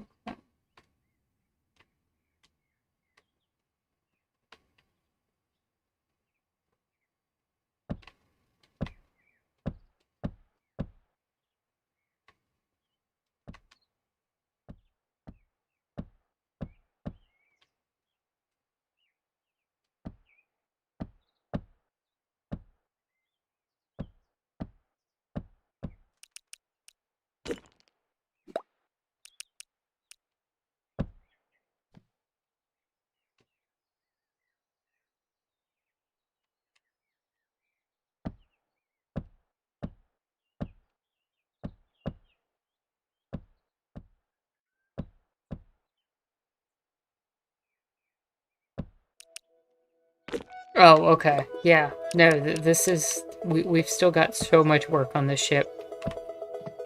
And it's kind of funny because we've been doing this for more or less, what now? Almost 4 hours? And I'm gonna end it on this day, so...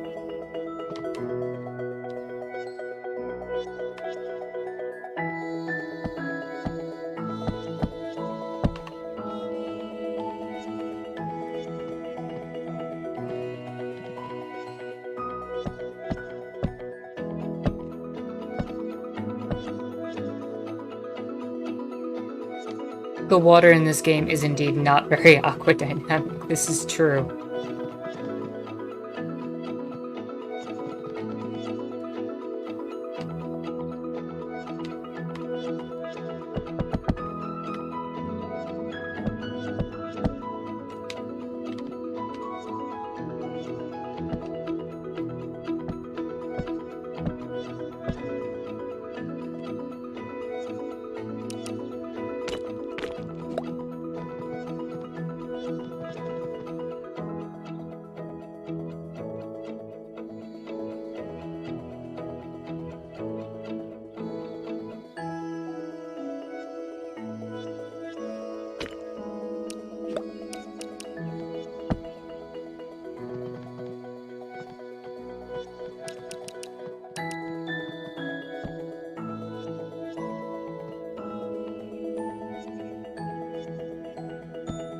You feel like this could have been on N64? Possibly.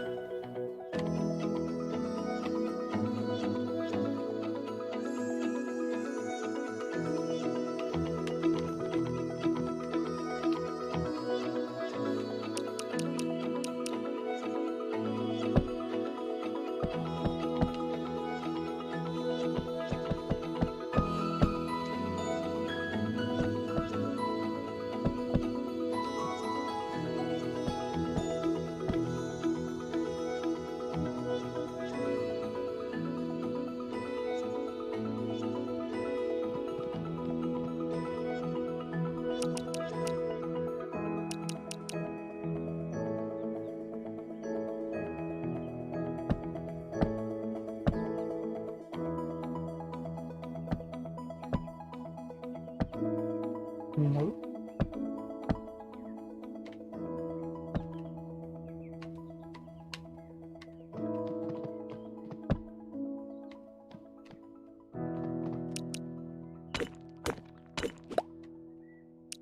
One over. There we go.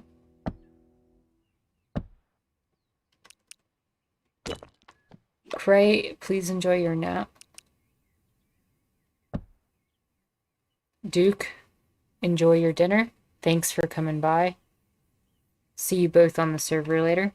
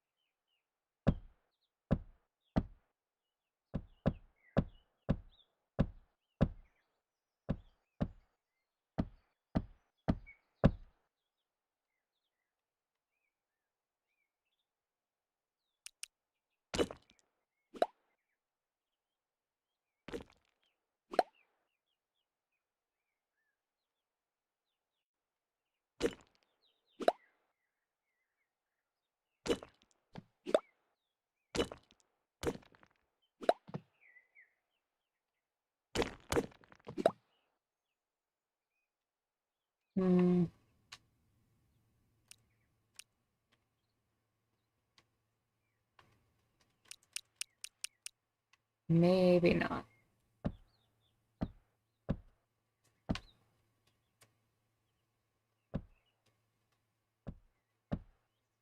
Maybe that instead.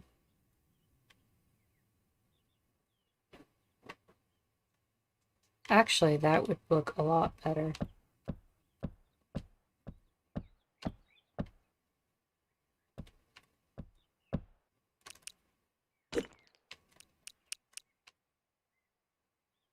Sunday streams are indeed a regular thing. Every Sunday at the exact same time, 4 p.m. Eastern Time, which at the moment is 20 UTC.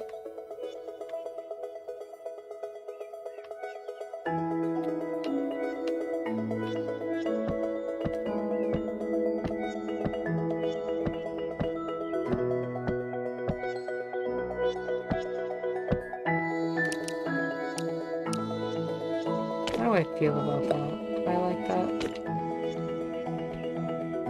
So as soon as we hit the moment where this game is going to have me go to sleep, I'm going to end the stream. But I think we did a lot of work. Look at this.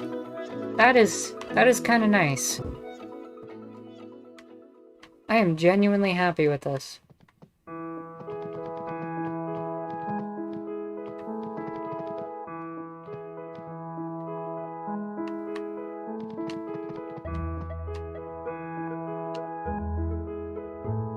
I think I might branch this down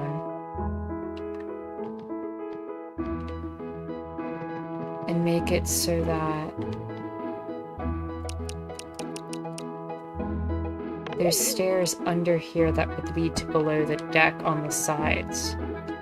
So like you come in here and it comes right into the main captain's quarters, but if you go down this way, it would lead you right into the bottom part of the ship.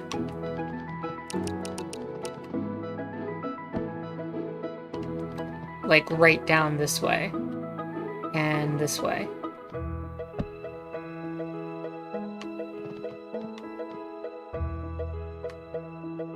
Also, I will fix the lighting in here. Also, I missed a spot. Oopsie.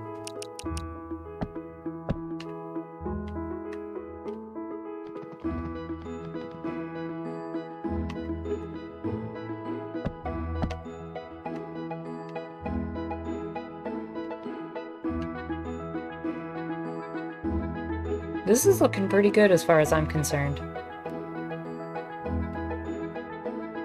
It's a ship made for non-hydrodynamic water indeed. And the Eye of Base Cat watches over all.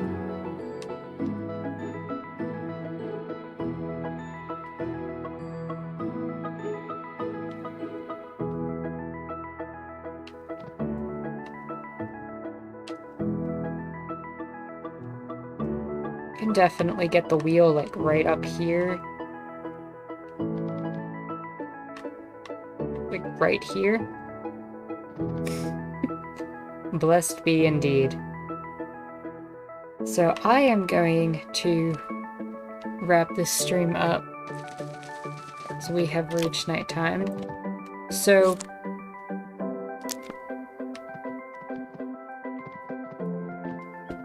let me switch cameras to wrap this up as soon as it lets me unpause.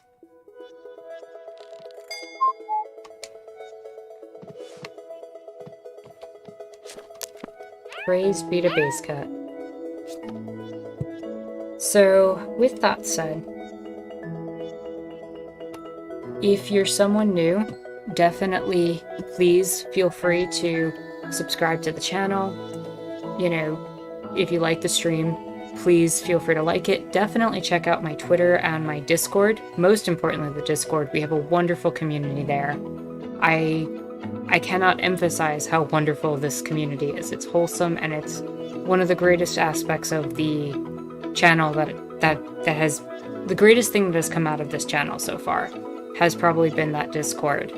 I want to thank you all again for coming out. Also, if you've enjoyed the stream and you enjoy the content that is being made on this channel, I have two links, one to a single donation link and one to a Patreon. If you are in a place where it will not financially hurt you, and you feel like you'd like to donate, I would definitely appreciate it. That said, if you're not in the place to do so, do not feel pressured in any way to do so. I want to thank you all for coming out. David, thank you especially for coming out. Everyone else who has already been on the Discord, I also appreciate you all coming out as well. M, please take care. And again, thank you all for everything. Thank you all for great conversations, for joining us today. And with that said, my name is Anarchist Terra, and I hope you enjoyed watching.